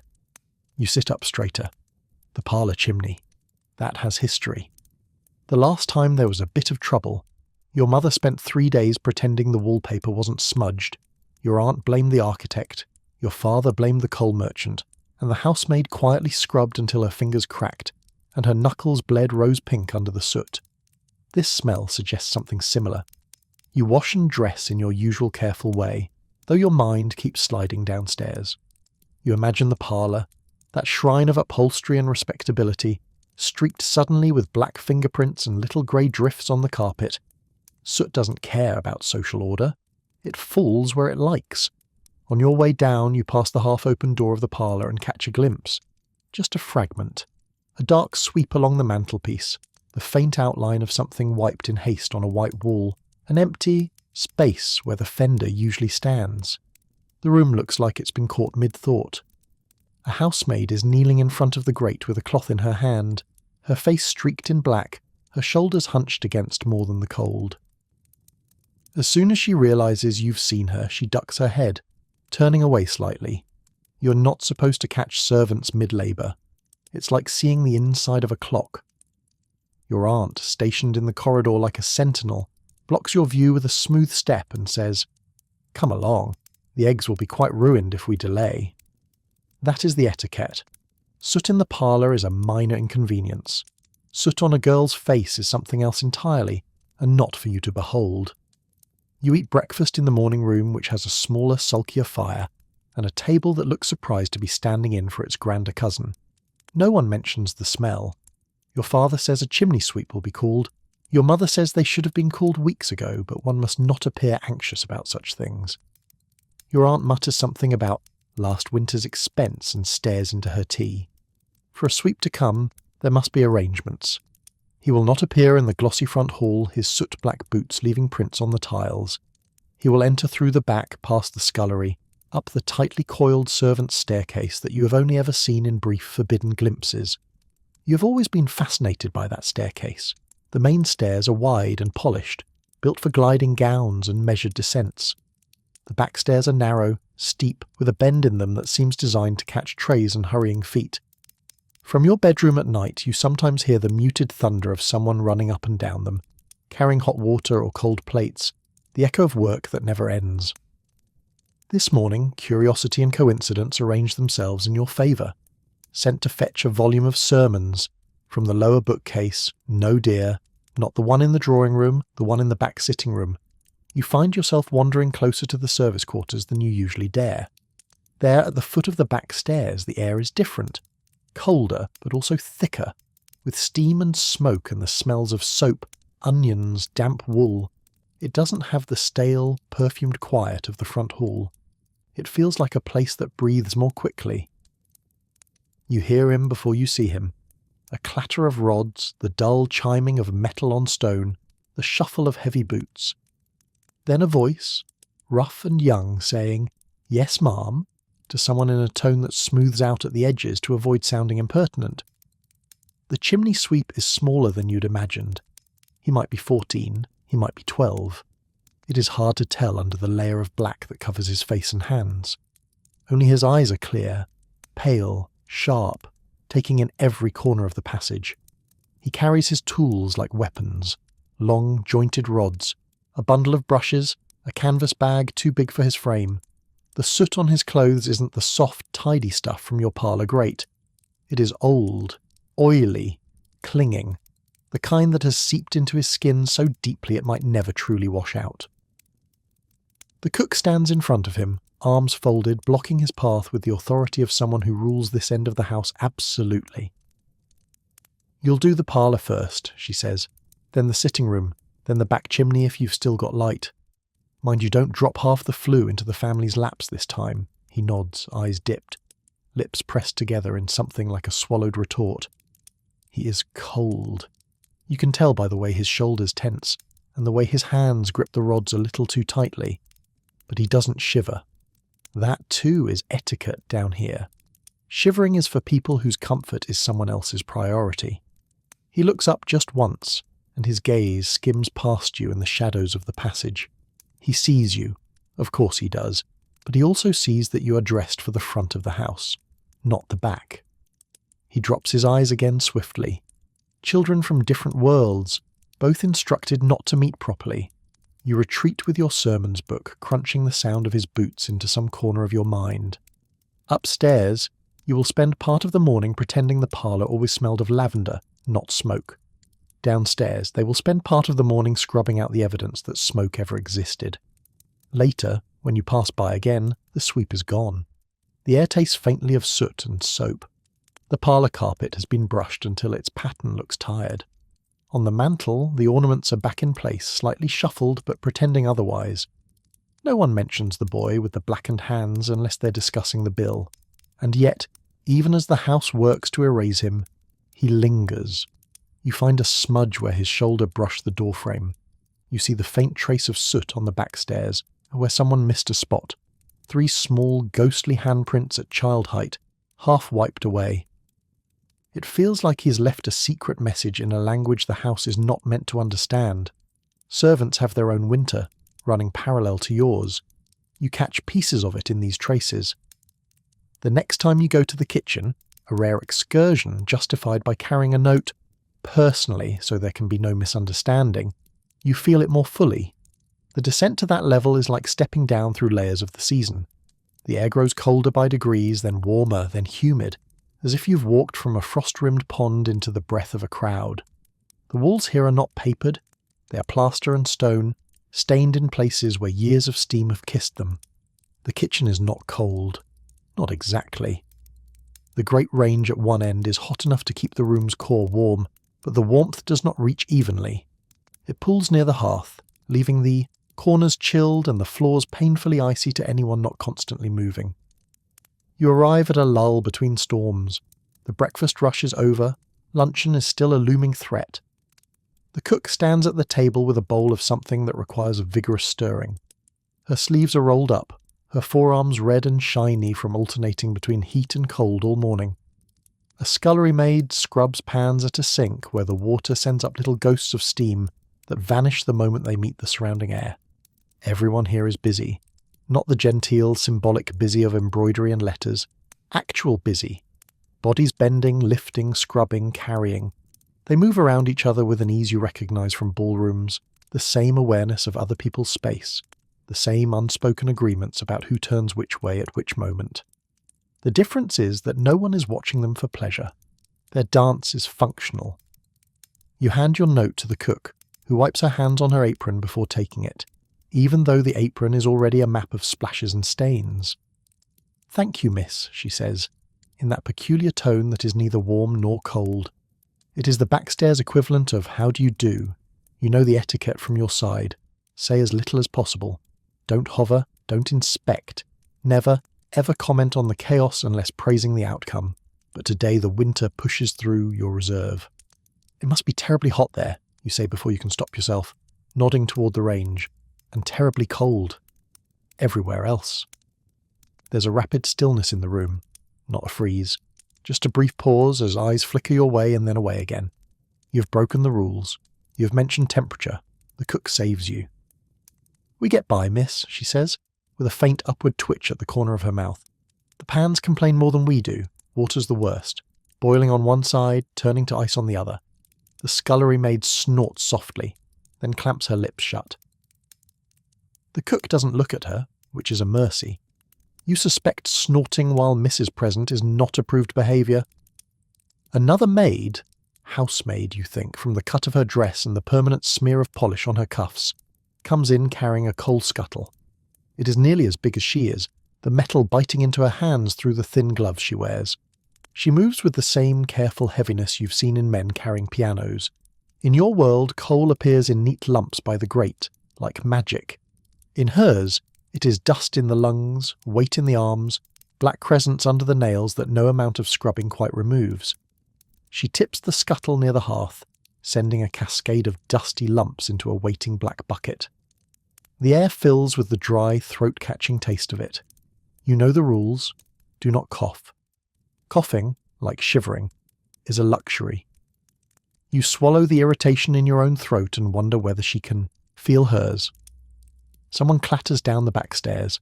The boot boy, carrying a pair of shoes so glossily polished they look like they've never met pavement.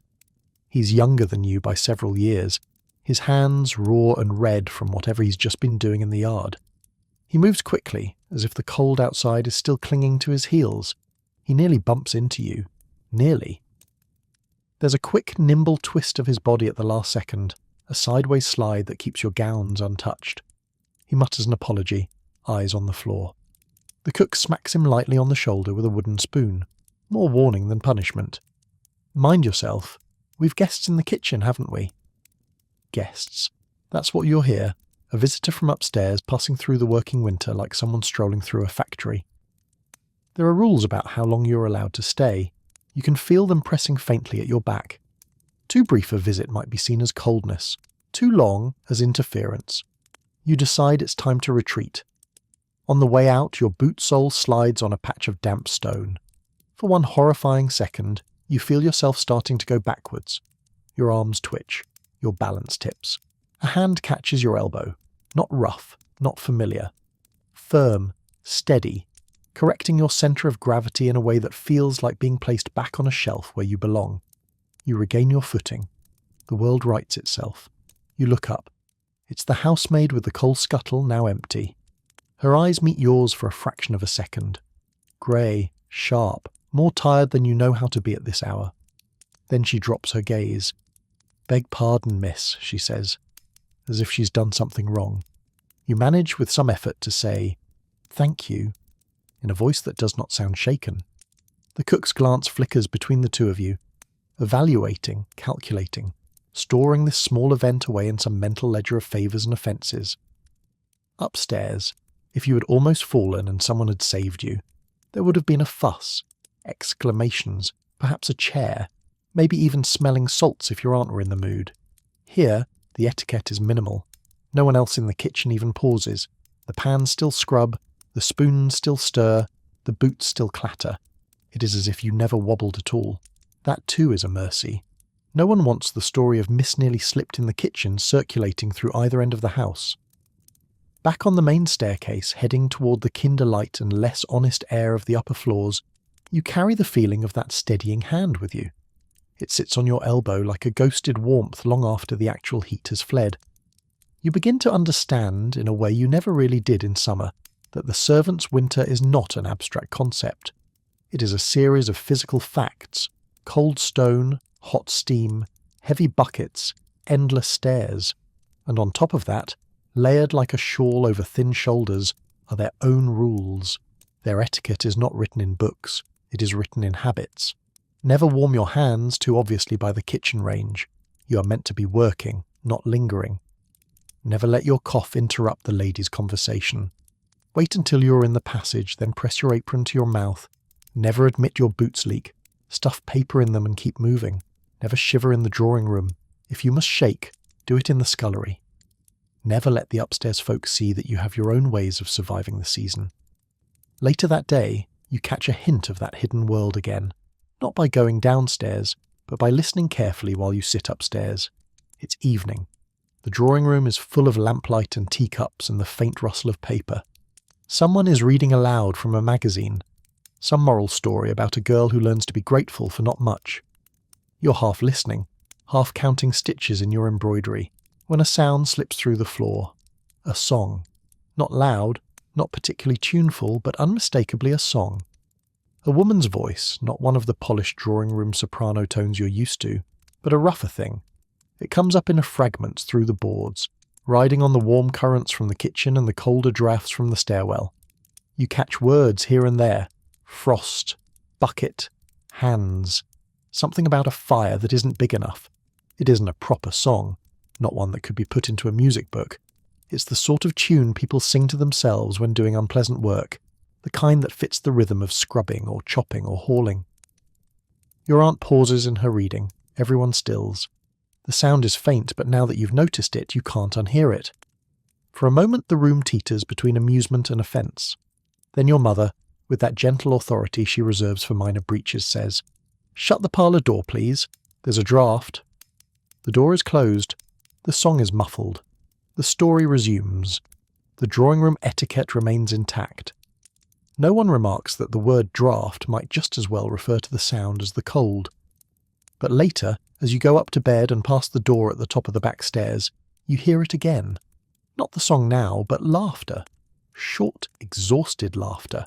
The kind that comes after someone has slipped with a pan or spilled water on their apron and decided they must either laugh or cry.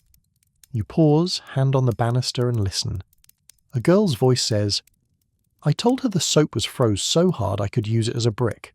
Another voice, older, amused.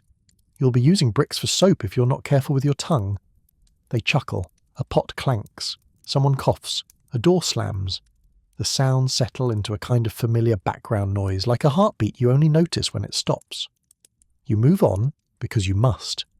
There's etiquette for you too. You're not supposed to linger by the back stairs, listening to servants be human. Winter continues.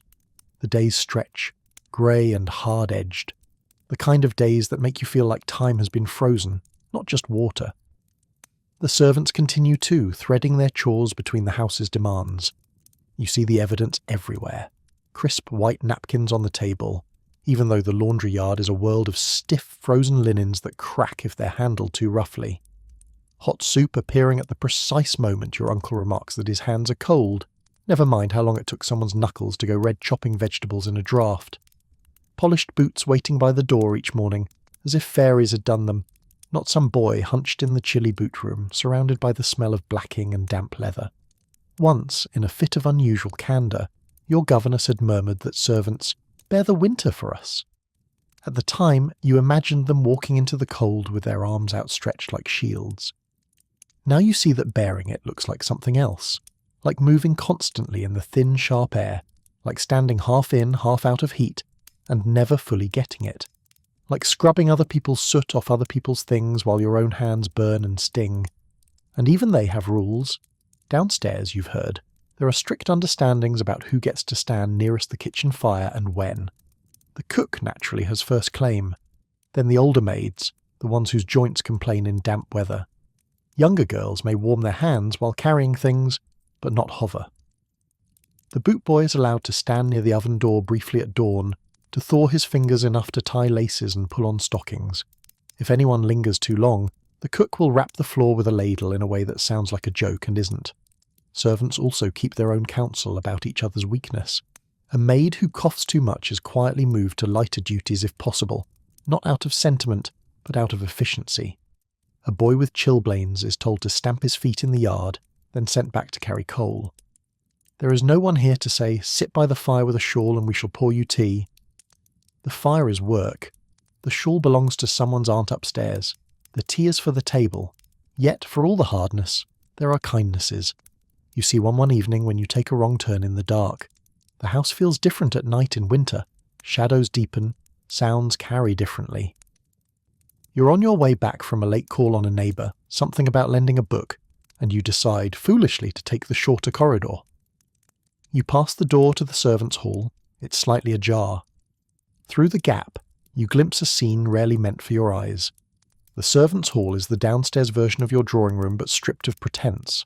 A long table, plain benches, a low, deeply practical fire at one end. Right now, the table holds bowls of something that looks like it might be stew and might be punishment. The air is thick with the smells of the day, not yet aired away. The maids sit on one side, the men on the other. There are rules even here. Their backs are straight in a way that suggests they are used to being observed, even when they are allegedly off duty. But there is a slouch to some shoulders, a tilt to some heads, that you never see upstairs. They are tired, bone-tired. On the hearth, near the low flames, someone has placed a brick wrapped in an old piece of flannel. The boot boy nudges it with his toe, shifting it so that its warmer face is turned toward a girl whose cheeks are pale and chapped. Without a word, she slides her feet toward it under the table. Another maid laughs softly and says, "Don't burn your toes, Elsie. Then you'll be useless for fetching in the morning." The girl, Elsie apparently, sticks out her tongue, then tucks her feet closer anyway. The warmth is small, completely inadequate compared to the cold they've been in, but they share it like a secret. The brick, the flannel, the way they pretend not to notice it, all feel like a quiet rebellion against the season. You back away before anyone sees you, or at least you think you do. Later, as you climb the stairs, you wonder if the butler noticed your shadow in the doorframe and decided, with the discretion of his trade, to say nothing. That night in bed, wrapped in your more generous covers, you think of their brick. The way they took turns with it, the way no one said thank you because it was understood. Their winter etiquette is not about denying the cold. It is about admitting it and still getting on with things with as much dignity as possible. Upstairs, you're taught to ignore discomfort into submission. Downstairs, they make small arrangements with it, bargains of warmth and work. The next morning, the housemaid who caught your elbow the other day appears in your room carrying a fresh jug of water. She sets it down with care, straightens the cloth on your washstand and pauses. "You'll want to break the ice gentle," she says quietly, "else it flies up and hits your wrist. Hurts more than the cold." It's technically advice. Advice is not part of the normal script between you. For a second, you both hover in a strange, ruleless space. "Thank you," you say, and really mean it. She nods once, almost to herself, and leaves. The door closes. The official etiquette resumes, neat and proper as ever. But you have just been given a small piece of downstairs winter knowledge, and somehow it changes the way you look at the jug. You tap the ice softly with the edge of the ladle, exactly where she would have. It cracks in a more orderly fashion, no spiteful shards, no freezing streak up your arm. It is, objectively, a tiny thing. Still, when the water touches your skin, you feel less like the house's victim and more like one of its conspirators. As the season grinds on, the servant's winter continues its parallel run below yours, sustained by its own shared understandings. You catch glimpses of it through smells, soot, cabbage, wet wool, and sounds. Coughs, snatches of song, the scrape of coal. You see it in chapped hands and red noses, in the way a maid flexes her fingers after carrying a tray in from the cold yard, in the subtle shuffle of feet toward any available warmth, and then away again when duty calls. You learn, without anyone telling you, that the etiquette of those below stairs is just as strict as the etiquette above. It is simply aimed at different things. They must not show weakness where it will complicate the day. They must not show resentment where it will be noted. They must not show how deeply the cold gets into their bones, except in front of each other, where they might soften its edges with a joke, a shared brick, a hastily mended glove. And you, in your world of parlours and parlour chimneys, are supposed to keep the boundary intact, to let them bear the winter without having to watch the way it bends them. But winter, like soot, finds ways through cracks. Sometimes it shows you what you were never meant to see: a blackened boy vanishing up a flue, a maid's wince as she sets down a bucket, a brick wrapped in flannel under a table, and once you've seen it, you can't quite go back to pretending the warmth in your drawing room arrived by magic. You still follow your own rules. You still sit gracefully in your designated places, wash in frozen water without yelping, descend to breakfast as if the air did not bite. But somewhere in the back of your mind, in the part that now knows which corner of the jug to tap, another etiquette has quietly taken root. A private one, just for you. It says, notice, even if you can't admit that you notice. Say thank you in small ways. Move your chair a fraction to shield someone from a draft. Offer to carry the lighter parcel. Leave your handkerchief somewhere a coughing maid might plausibly find it. Remember that the winter you endure in muff and mantle is only part of the story. The rest of it is happening on cold stone and narrow stairs, in the half-warm glow of a kitchen range, and the half-frozen breath of a boy with soot in his eyes. They too have their rules, and in the end, everyone in the house, the ones who dine by the fire and the ones who clean the fire's mess, is doing the same strange thing, trying to get through the season without losing their manners, their fingers, or their sense of who they are. The difference is that for you, the secret is to conceal the cold. For them, it is to survive it. Illness arrives in the house the way winter itself did, quietly, with a cough that everyone pretends not to hear. It starts with a throat clearing in the drawing room one evening. Not a loud, vulgar sort of cough, just a little sound folded neatly into the rustle of newspaper and the clink of teaspoons. You look up. Your aunt presses a handkerchief to her lips and gives a small apologetic smile, as if she's interrupted the furniture. Someone asks if the fire needs poking. No one asks if she is well. There's a rule for this. In winter, nobody's actually ill until it is absolutely impossible to pretend otherwise. The next morning the house feels different. Not in an obvious way. The water in your jug is still iced over, the windows still blind with frost, the corridor just as brisk to walk through in bare feet. But the air is carrying something new, a tension that sits behind conversation like a draft behind a door. At breakfast, your aunt is not there. Her chair, her specific habitual chair, stands empty, its cushion neatly plumped, its knives and forks waiting in regimented formation. Your mother says, in a tone that tries to sound offhand and land somewhere closer to guilty, "Your aunt has a little touch of the weather. She will take a tray upstairs today." A touch of the weather. Not a cold, not a fever, certainly not influenza. Speakers of Victorian English have managed to turn illness into geography. It's never, "She is ill," only, "She is under the weather," as though the sky has dropped a shawl over her shoulders and she will shrug it off shortly. Nobody says, "Is she very bad?" That would be almost intrusive. What you say, if you speak at all, is, "I hope she rests," which is code for, "I hope she does not cough in earshot of the visitors." The etiquette around illness in a house like this is relentless. You may be pale but not pallid. You may be quiet but not languishing. You may cough twice in company without attracting comment. 3 times and people will begin to rearrange their faces. After breakfast you are sent upstairs with a small jug of broth.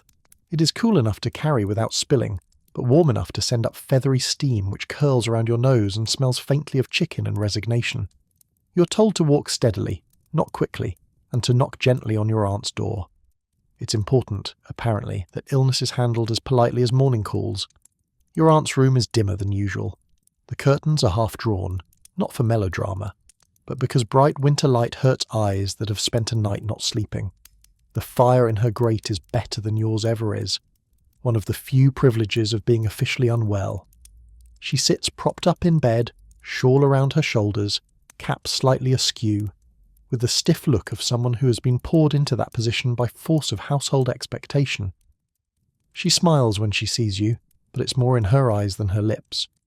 "Do you feel very dreadful?" you ask, then immediately wish you hadn't. The words sound childish in the thick quiet of the room. "Dreadful would be rather a luxury," she says dryly. "I feel inconvenient." You set the tray on the bedside table. There is etiquette even here. You must not look too searchingly at her face. That would be like reading a private letter. You must not fuss with her pillows. That implies the maid is incompetent. You hand her the broth and arrange your features into the same mild expression you wear when offered cake you don't really like. She sips, then laughs once. Not at you, but at the absurdity of the whole situation. The laugh turns into a cough. She catches it in her handkerchief and turns her head away. You look reflexively at the fire, at the pattern in the carpet, at anything that isn't the slight shaking of her shoulders. "Run along now," she says when she regains breath. "They will start moving the chairs in the drawing room if you're gone too long." You obey, because that is one of the rules of sick rooms. Visitors must not linger unless commanded to. Anything more than 10 minutes suggests either a worsening or a maudlin temperament. Once you're back in the public parts of the house, the illness shrinks to an absence. No one speaks of your aunt's cough over luncheon. No one remarks on the way the maid carries a hot brick up the stairs wrapped in a shawl, or the muffled sound of a spoon against a cup beyond her door. The drawing room remains a stage, and stages do not admit backstage trouble. Except now, the trouble starts to spread. Your brother sniffs once at the tea table, just once. It's the sort of sniff a person might use to tug their composure back into place. He does it again 10 minutes later. The third time, your mother says in that deceptively light voice, "James, do have a handkerchief." He insists it is only the smoke from the fire. The fire is behaving perfectly. He insists he's simply overheated from walking. He has barely left the house. It becomes clear that denial is, in itself, a symptom. Soon, the house is full of little sounds, a cough in the corridor, a sneeze expertly stifled behind lace, a throat clearing that goes on half a second too long. You begin to feel that you're sitting in the middle of some vast, polite epidemic. A touch of the weather here, a little chill there, a whispered mention of the Havisham boy taking to his room, a remark about many people feeling the season. Every time someone coughs, there is a tiny flurry of etiquette. Eyes drop. Conversations restart with new enthusiasm, as if to drown out the implications.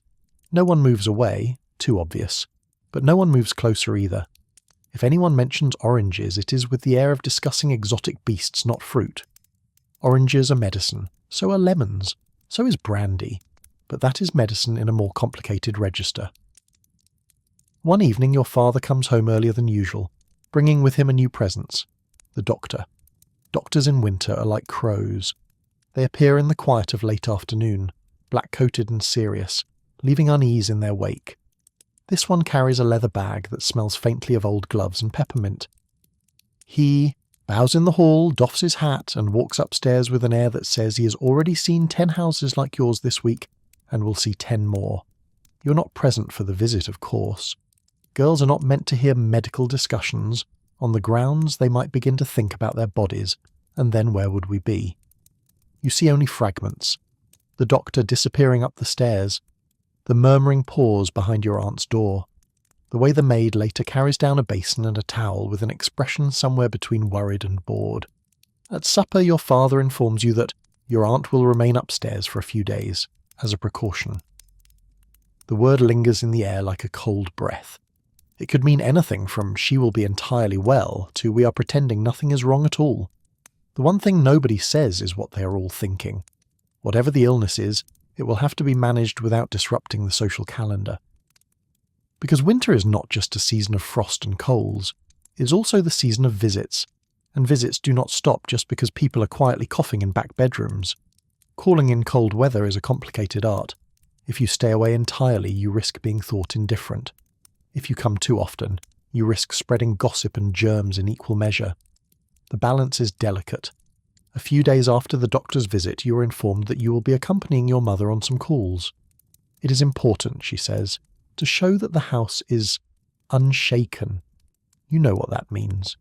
You must look like you are all healthy enough, wealthy enough, and orderly enough that a little winter illness is a mere passing inconvenience. The calling cards are laid out on the hall table like small pale dominoes. Names, addresses, sometimes a tiny embossed emblem. Your own card feels both solid and insubstantial between your gloves, your name printed in tidy letters beneath the weight of the family's surname, the address that anchors you, the city that could swallow you whole without noticing. You travel by carriage this time. The air is too raw for a pleasant walk, and arriving with hair full of blown snow would undermine your mother's entire purpose. The carriage is a small upholstered box of slightly stale breath and faint perfume. The windows fog almost immediately. You wipe a little circle in the mist with your gloved knuckle and watch the blurred city pass. Houses in a row, lamp-posts with a crust of ice, children skidding on the edges of their parents' attention, dogs trotting stoutly through slush, their paws flicking up little diamonds of frozen mud. Your mother sits bolt upright, hands folded on her muff, as if the carriage is merely an extension of the drawing room. Only the slight tightness around her mouth betrays the weight of the next hour. The first house receives you with efficiency. The bell is pulled. The door opens after a respectable interval. The butler recognizes your mother and takes your cards on a silver tray, then disappears to see whether his mistress is at home to callers. The hall is cold. Halls are always cold. Warmth is for rooms where people sit and can see how much coal they are burning. You stand side by side, looking at the row of hats and cloaks on the pegs. You recognize 1 or 2 coats. They belong to other callers. Either you are early, and this house is fashionable, or you are late, and the house is sociable. Both possibilities are acceptable. You are admitted. Cloaks are not removed. This is a brief visit. Gloves stay on. The drawing room here has a smaller fire than yours, but more cushions.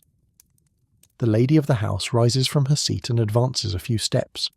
"How brave of you to venture out in this weather," she says. "Fresh air agrees with us," your mother replies, "and we were anxious to see how you fared in this dreadful cold." The dreadful cold. Not the dreadful cough you can hear faintly from the room behind the door. Not the dreadful fact that one of her children is conspicuously absent from the hearthrug where he usually sprawls. You all pretend that winter is merely an outdoor phenomenon. The conversation follows a familiar pattern. Inquiries after health that skate along the surface. Remarks on the state of the streets, the unreliability of the coal merchant, the way the frost makes the square look almost pretty. You add a few words when addressed, no more. You are there to be observed as much as liked. You notice how your hostess's eyes linger half a beat too long on your face. Are you pale, flushed, damp from the carriage? The colour of your cheeks will be reported later under the guise of sympathy. She will say, "The girl looked perfectly well, I assure you," or "She had that worrying brightness in her eyes." Entire narratives grow out of those casual remarks. From there, you go on to the next house, and the next. Each one is a variation on a theme. A hall full of cold air and the faint smell of damp wool. A maid's pale hands taking cloaks. A drawing room where the fire must do the work of both heat and charm. Faces that have the slight shine of people who are not entirely well but must appear to be. The same questions and answers. How are you bearing the season? Oh, it keeps us all indoors too much, but we manage. Have you escaped the influenza that's going about? So far we have been fortunate. Everyone lies gently. Everyone tells the truth, a little. You're especially aware on these visits of your gloves. In warmer weather, you might remove them upon being seated, revealing well-kept hands that can indicate both health and leisure. In winter, the etiquette is more cautious. If the room is well heated and the visit long, you may unbutton the wrists and slide them off slowly, finger by finger, as if the idea just occurred to you. You must then keep your hands still, resting, lightly on your lap.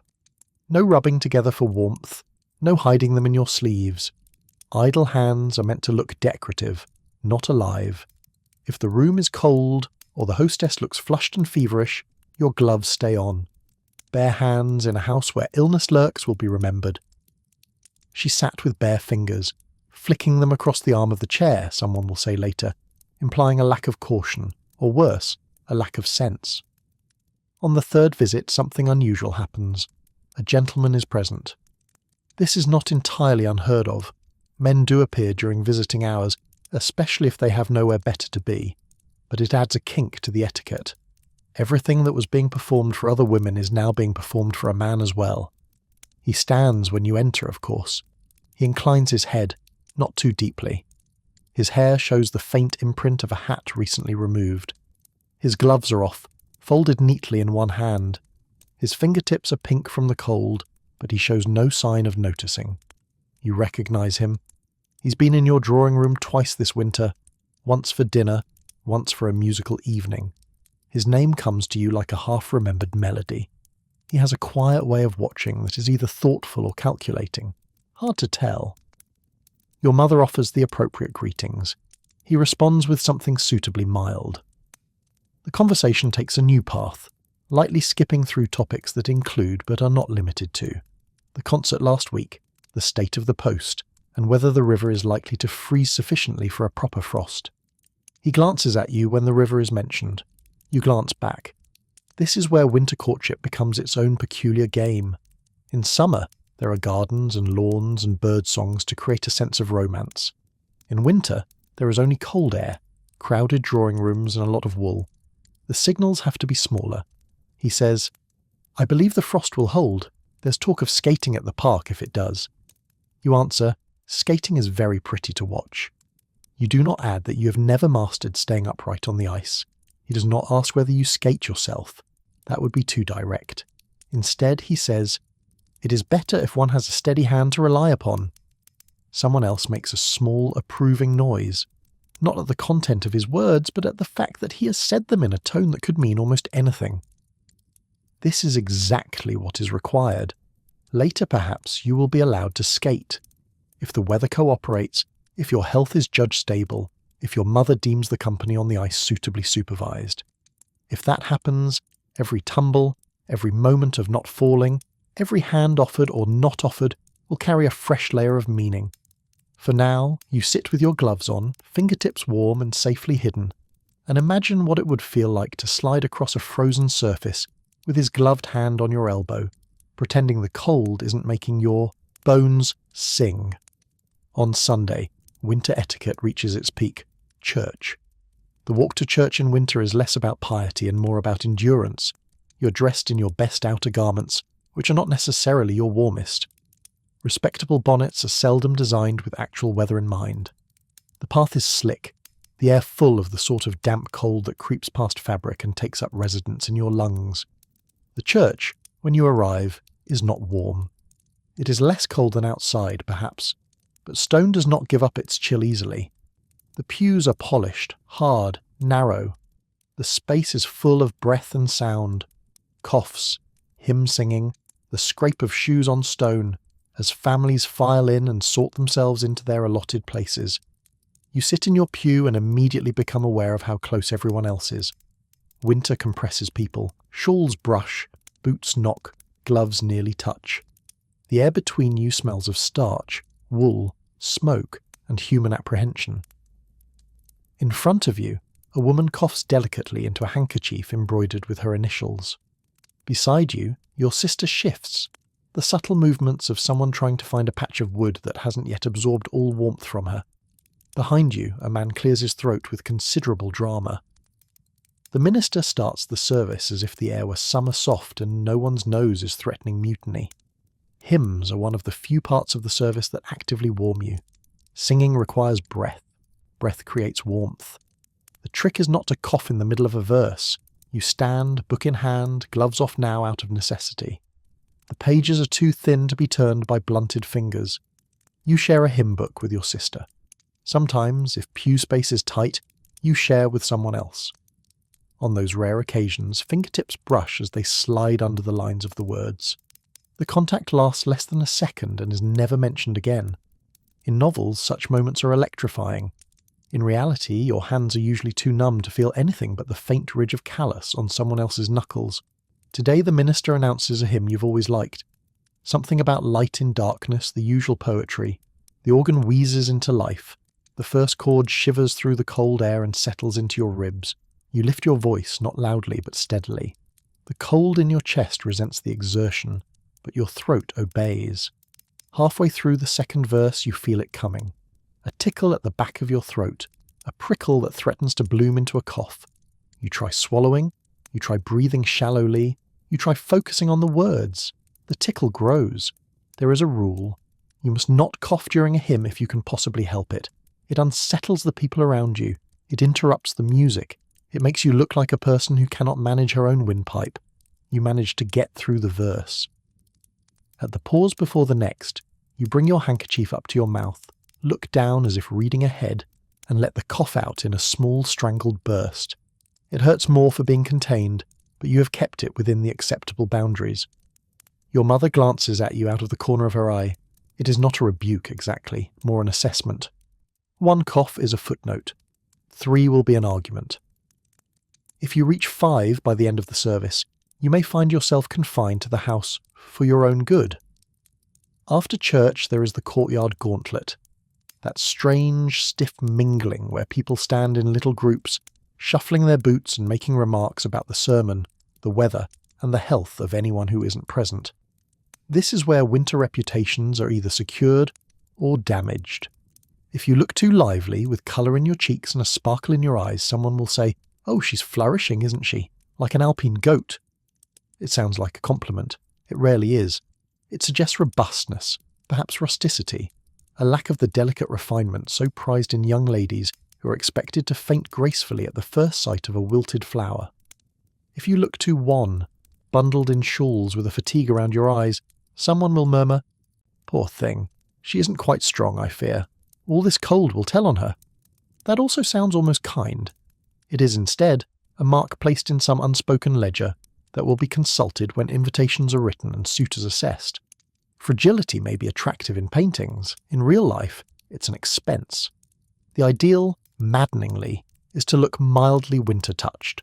A healthy pallor, as if the season has nipped your nose but not your constitution. Bright enough to dance if required, gentle enough to sit out if asked. It's a balancing act no one explains and everyone judges. You stand in the courtyard, wind slipping under your skirts, while your mother exchanges a few words with another parishioner.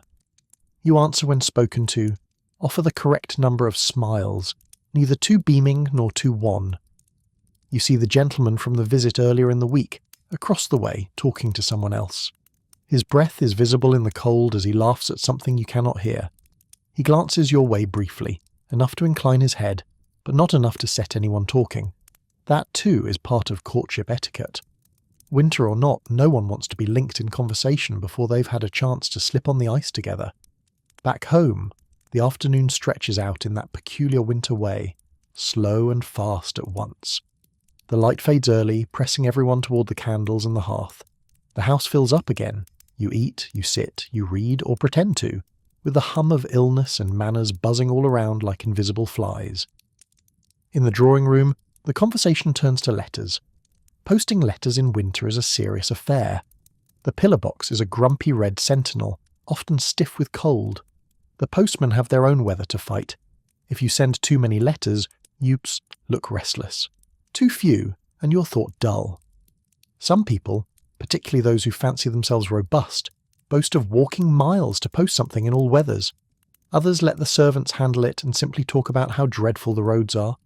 You have a letter to write, not to family, those are easy. You can complain about cold toes in those. This one is to a friend who lives in a town by the sea, where winter has a different shape. She has written to say that the wind rattles her windows so fiercely it feels like the waves themselves are trying to get in. You sit at your little desk, fingers stiff, pen reluctant, and try to describe your own winter without sounding either dramatic or dreary. You do not write, "Everyone is sick and I am tired of shivering in small circles." Instead you write, "The frost has made lace of our windows, and we all pretend it is pretty rather than inconvenient. My aunt is resting," which is to say she coughs quietly where visitors cannot hear her. "I've learned to break the ice in my jug like a lady, not a bricklayer." You add a line at the end about hoping to see her in the spring, and you mean it with an intensity that almost tears the paper. Once the letter is folded and sealed, you place it carefully in the brass tray by the door. A footman will take it on his round, his breath freezing around his scarf as he walks to the box. Your words will travel in a sack of other people's winter, shoulder by shoulder with invitations, condolences, bills, and countless other attempts to bridge the cold between houses. Your own house has its final winter gathering of the day that evening, a small, respectable at-home, with a few neighbours invited for tea and music. Nothing too grand. Grand implies heat, and heat implies money. But enough to remind everyone that you exist, that your family still holds its place, that no amount of frost or coughing has dislodged you from your spot on the social map. Candles are lit in the hall, the best china is brought out. Someone arranges the chairs in the drawing room with the precision of a general laying out troops. The fire is fed a more generous helping of coal than usual. You're dressed in a gown that is both sober and flattering. Your aunt, protesting, is not allowed to come down. She sends apologies through your mother, who delivers them with a correct expression of regret mixed with serene assurance that everything is under control. Guests arrive, shedding cloaks and hats like molting birds. You greet them with the same little curtsy you have perfected over countless evenings, your hands folded lightly in front of you, your face not quite frozen in a smile. There is talk, there is tea, there are compliments on the cake that the cook has made especially for tonight, even though sugar has been harder to come by this year. There is music. A young man plays the violin badly, a young woman sings nicely, your sister plays a hymn that sounds almost like a lullaby. The gentleman with the thoughtful eyes is there too, standing by the mantel, laughing in soft bursts at someone else's anecdote. At one point you find yourself beside him, both of you apparently studying the arrangement of holly on the mantelpiece. "The weather has driven everyone indoors," he says quietly. "I think the city might forget it has streets at all." "Then the spring will be very surprising," you reply. "Imagine everyone stepping out and realizing they still know how to walk." He smiles. A small real thing. You, I think, walk even when you're sitting still. It is a curious remark, compliment, observation. Either way, it makes your face warm, which is a pleasant change from the usual ache of cold. Someone calls for a game, not something rowdy, no charades tonight. That would be indecorous with so many throats on the edge of rebellion. Instead, a quiet, parlour-appropriate pastime, consequences perhaps, or a round of questions and answers drawn from a hat. You all comply, because that is what you do. You sit, you write, You guess. You laugh. You perform togetherness while winter tightens its grip outside. Throughout it all, the rules hold. Nobody admits to being tired, though you can see it in their shoulders. Nobody admits to being cold, though people shift their feet closer to the fire's reach when they think no one is looking. Nobody admits to being afraid of illness, though their eyes flicker almost involuntarily to anyone who coughs. You, sitting with your gloves folded neatly in your lap, feel the weight of it all pressing and then easing, like the tide on a frozen shore. Winter will not last forever. History insists upon this. But while it does, you must live inside its etiquette. The way illness is disguised as rest, the way visits are marshalled like troops against the chill, the way courtship has to bloom in the narrow spaces between scarves and sleeves.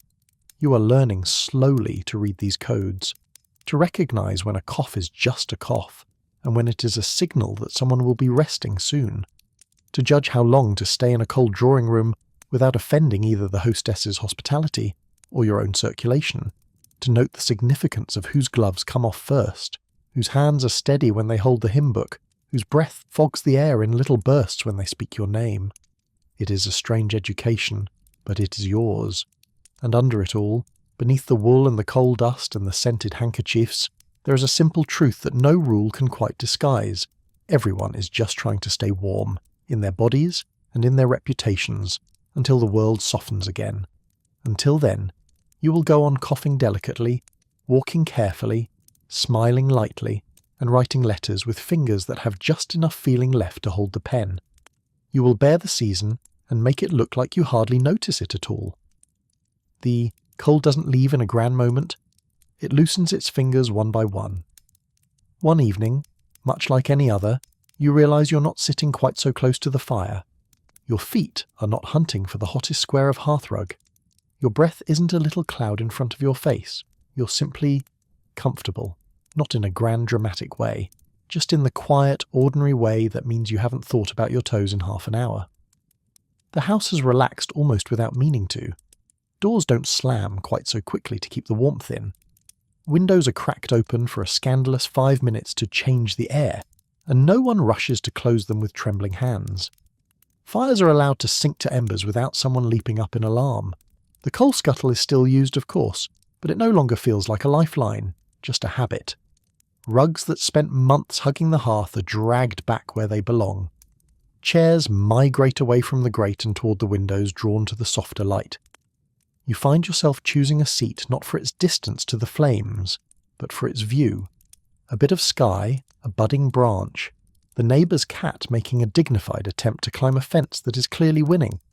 In your room, the jug water is chilly, but not cruel. You still brace yourself before washing, simply because you've learned to, but the sting is gone. Your fingers pinken, and then calm. You almost miss the ice, in the way one almost misses a bad dream that became familiar. Downstairs, the servants laugh more easily. You hear it drifting up the back stairs, not the exhausted burst of midwinter, but a looser sound. Boots are still polished, pans still scrubbed, coal still hauled, but the work has lost its edge of desperation. In the servants' hall, the brick wrapped in flannel still sits by the hearth, but now it's an indulgence, not a necessity. They warm their feet because it's pleasant, not because it's the only way pain will stop. Your gloves grow thinner. One afternoon you walk out with none at all, hands bare on the air, and nobody faints. Your mother remarks that you'll ruin your skin and then doesn't mention it again. You curl your fingers around the roughness of a stone wall, the smoothness of a gate latch, the faint stickiness of a budding twig, and marvel that you can feel them without a layer of kid leather between you and the world. The rules are still there. You still don't complain about drafts in front of guests. You still don't sneeze at the table if you can help it. You still write thank you notes for every visit, every parcel, every invitation. But threads have loosened. You know, now, what sits underneath them? People. People with cold toes and dry throats and secret little jokes about frozen soap and hot bricks. Winter has taught you strange things. How to break ice without flinching, how to walk across suspect cobblestones without falling, how to cough as if you weren't, how to sit in a chilly drawing room and talk about anything except the one thing everyone can feel. It has taught you something else too. That etiquette isn't really about pretending life is easy. It's about finding a way to move through the hard parts without tearing each other to pieces, even when the water is frozen, even when the boots leak, even when someone has to drag coal up 3 flights of stairs before dawn. Spring will come properly soon. The air will soften, the pipes will stop complaining, and the river will remember how to move. The winter rules will fold themselves away with the heavy shawls and the flannel petticoats, tucked into drawers until the year turns again. But some things will stay. The way you nod at the maid when she brings the jug, with just a hint more real gratitude. The way you shift your chair an inch to shield someone else from a draught. The way you look at the fire and remember that warmth is not a given thing, but a made thing, poked, carried, scrubbed, endured into existence. Tonight the house is almost quiet. The fire in the drawing room has sunk to a gentle glow. The last of the candles gutters in its dish. Somewhere, very far off, a cart rattles by on streets that are finally more water than ice. You settle under your covers, not buried in them this time, just held. The sheets are cool, not biting. Your feet find the familiar hollow where they've slept all winter, and for once there is no hot brick waiting. You don't need it. You close your eyes and feel the season you've just lived through curl up and go still, like an old cat finding a new patch of sun. The rules of Victorian winter will be waiting for you when the world turns cold again, but for now, you can let them loosen, breath by breath. You can let the house sigh. You can let yourself drift. The frost has lifted. The fire is low. And at last, after all the layers and all the politeness and all the quiet bravery of not shivering when you wanted to, you are warm enough to sleep.